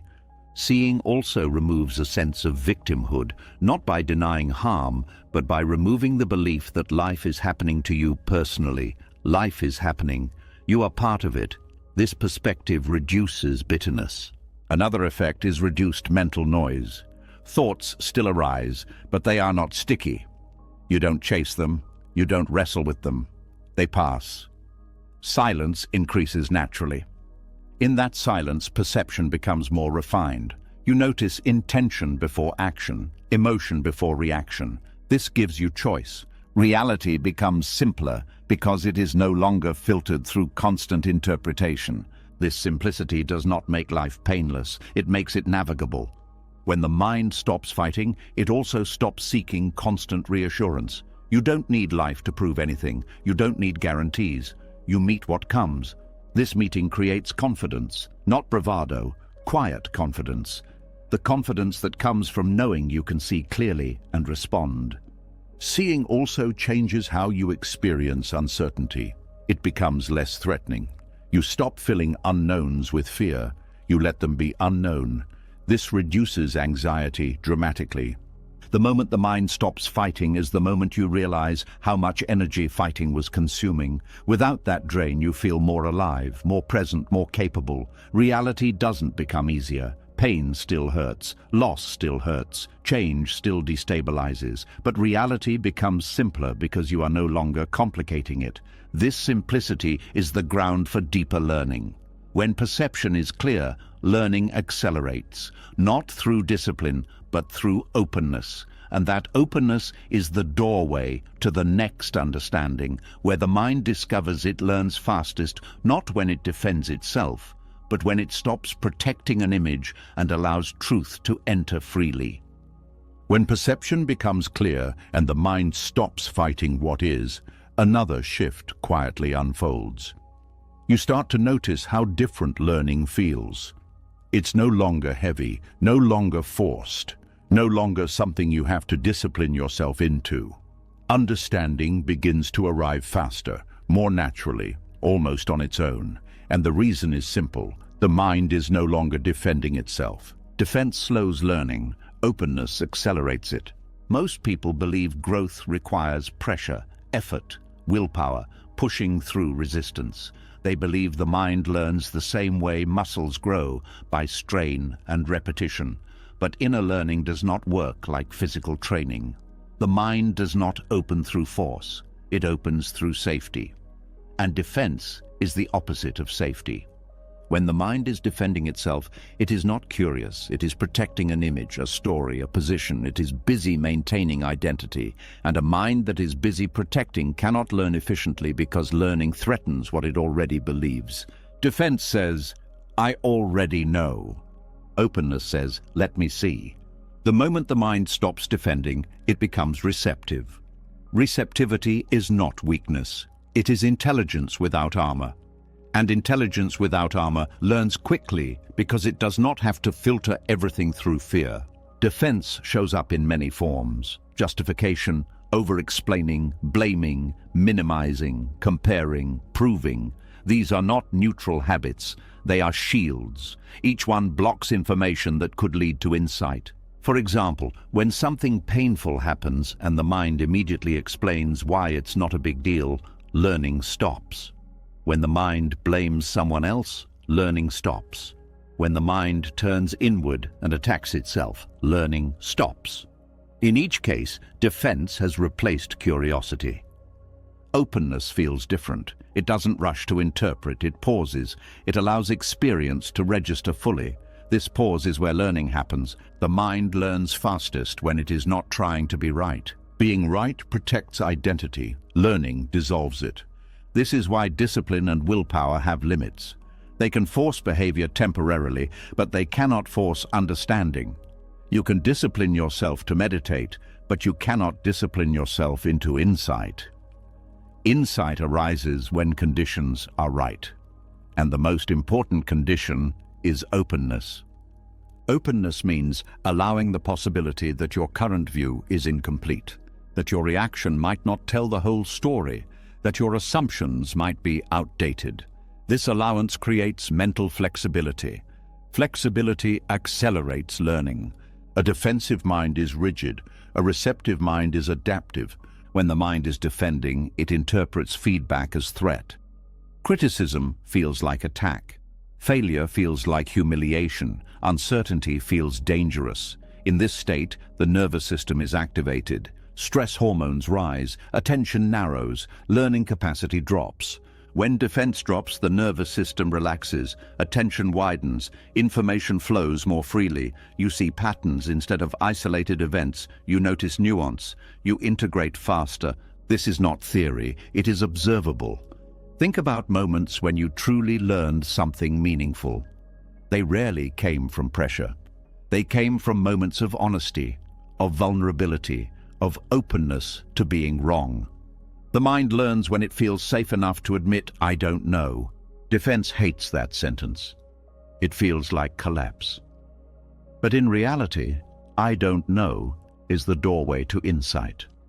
Another reason openness accelerates learning is that it allows emotion to be processed instead of suppressed.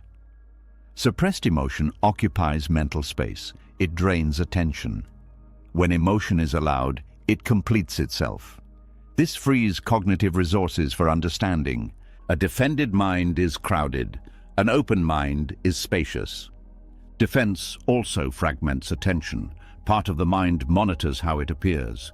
Another part scans for threat. Another part rehearses explanations. Learning requires unified attention. Openness brings attention back together. This is why presence is so powerful. When you are present, you are not defending, you are receiving. And receiving is how learning happens. Willpower often tries to override resistance. Openness listens to it. Listening reveals information that willpower ignores. And information is what leads to insight. When the mind stops defending, it also stops rushing. Defense creates urgency. Fix this now. Prove this. Resolve this. Urgency narrows perception. Openness allows time. Time allows complexity to be seen. Learning deepens when the mind is not in a hurry. Another key difference is how mistakes are treated. A defended mind treats mistakes as evidence of failure. It hides them, rationalizes them, or attacks itself over them. An open mind treats mistakes as data. It studies them without shame. This leads to rapid adjustment. Shame is one of the greatest learning inhibitors. Openness dissolves shame by replacing judgment with curiosity. The mind also learns faster when it is not defending an identity. When you are attached to being a certain kind of person, learning that contradicts that image feels threatening. You resist it. When identity loosens, learning flows freely. This is why beginners often learn faster than experts. Beginners have less to defend. They are open. Experts sometimes cling to what they know. This clinging slows learning. Openness returns you to beginner's mind. Another aspect is how the mind relates to discomfort. Defense tries to eliminate discomfort quickly. Openness allows discomfort long enough to understand it. This understanding prevents repetition. You learn once instead of suffering repeatedly. A defended mind avoids discomfort. An open mind learns from it. Defense also creates selective perception. You only notice information that supports your existing beliefs. Contradictory information is dismissed. Openness allows all information in. This creates a more accurate understanding of reality. Accuracy matters. You cannot learn effectively from a distorted view. When openness replaces defense, the mind becomes more honest. It sees what is actually happening instead of what it wishes were happening. Honesty accelerates learning because it removes confusion. Defense confuses. Openness clarifies. Another reason learning speeds up is that openness allows integration. Insights are not isolated. They connect to other experiences. They change behavior organically. You don't have to remember to apply them. They become part of how you see. This integration is what makes learning durable. Willpower can create temporary change. Openness creates permanent change. Defense also drains energy. Maintaining a position requires effort. Openness relaxes effort. That energy becomes available for perception. You notice more because you are not busy holding a stance. Learning thrives in relaxed attention. There is also a difference in emotional tone. Defense is tense. Openness is calm. Calm does not mean passive. It means clear. Clarity is fertile ground for insight. When the mind is calm, it can hold complexity. It can see multiple factors at once. It can tolerate ambiguity. This allows deeper understanding. Defense simplifies reality in the wrong way. It reduces everything to threat or safety. Openness simplifies reality in the right way. It removes unnecessary layers and sees what matters. Another shift is how the mind responds to uncertainty. Defense treats uncertainty as danger. Openness treats it as space. Space allows learning to unfold. Many insights arise not because you found the answer, but because you stopped insisting on one. Defense also interferes with memory. When you are defensive, you remember selectively. Openness allows memory to reorganize. Past experiences are reinterpreted in light of new understanding.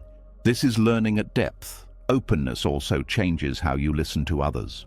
You are no longer listening to respond or defend. You are listening to understand. This expands perspective. Learning becomes relational instead of isolated. Defense creates walls. Openness creates bridges. Another important factor is humility. Openness requires humility, not humiliation. Humility is realism about your limits. This realism keeps the mind flexible. Flexibility is essential for learning. A defended mind resists feedback. An open mind welcomes it, even when it stings. This does not mean believing everything you hear. It means considering it honestly before rejecting or accepting. That consideration is where learning happens. Openness also accelerates learning because it allows rest. A tired mind learns poorly. Defense is exhausting. Openness reduces inattention. Rest restores learning capacity. There is also a biological aspect. When defense drops, the body shifts out of fight or flight. Blood flow returns to areas of the brain responsible for integration and insight. This is not metaphorical, it is physiological. Openness literally changes how the brain functions. Discipline can keep you going when motivation is low, but it cannot create insight. Insight arises when the mind feels safe enough to relax into truth. Defense is fear-based. Openness is curiosity-based. Curiosity is one of the fastest learning accelerators. It keeps attention engaged without tension. It invites exploration instead of forcing answers. When curiosity replaces defense, questions change. Instead of, how do I get rid of this? The question becomes, what is this showing me? That shift alone transforms suffering into learning. Openness also shortens learning cycles. Instead of repeating the same lesson through pain, you learn it once through awareness. This saves time and energy. Defense delays learning by turning lessons into battles. When the mind stops defending, it also stops needing to be perfect. Perfectionism is a form of defense. It prevents experimentation. Openness allows trial and error. Error is essential to learning. Another shift is how you relate to success. A defended mind clings to success and fears losing it. An open mind enjoys success without attachment. This keeps learning alive even when things go well. Defense wants stability. Openness accepts change. Learning is change. When openness becomes your default stance, life becomes your teacher instead of your opponent. Every experience contains information. You are no longer filtering it through fear. You receive it directly. This is why openness accelerates insight more than discipline or willpower. It removes the barriers that slow learning down. You've just walked through something most people spend their entire lives running from. You saw that resistance is not strength, that pain is not the enemy, and that suffering is not random. You saw how discomfort carries intelligence, how patterns repeat until they're understood, how control blinds while acceptance reveals, and how peace doesn't arrive by winning battles inside your mind, but by laying the weapons down. What you stop resisting doesn't disappear. It speaks, it teaches. And when you finally listen, life becomes simpler, clearer, and far more honest. Acceptance is not giving up, it's waking up. It's the moment you stop arguing with reality and start learning from it. And once that happens, nothing you go through is wasted. Every moment becomes instruction. Every struggle becomes guidance. Every breath becomes part of the path. If something in this message resonated with you, leave a comment and write, "I'm ready to listen." It helps this wisdom reach others who are still fighting what could be teaching them. And if you want more teachings like this, calm, deep, and grounded in truth, subscribe to the channel and stay with us. The path doesn't end here. It gets clearer.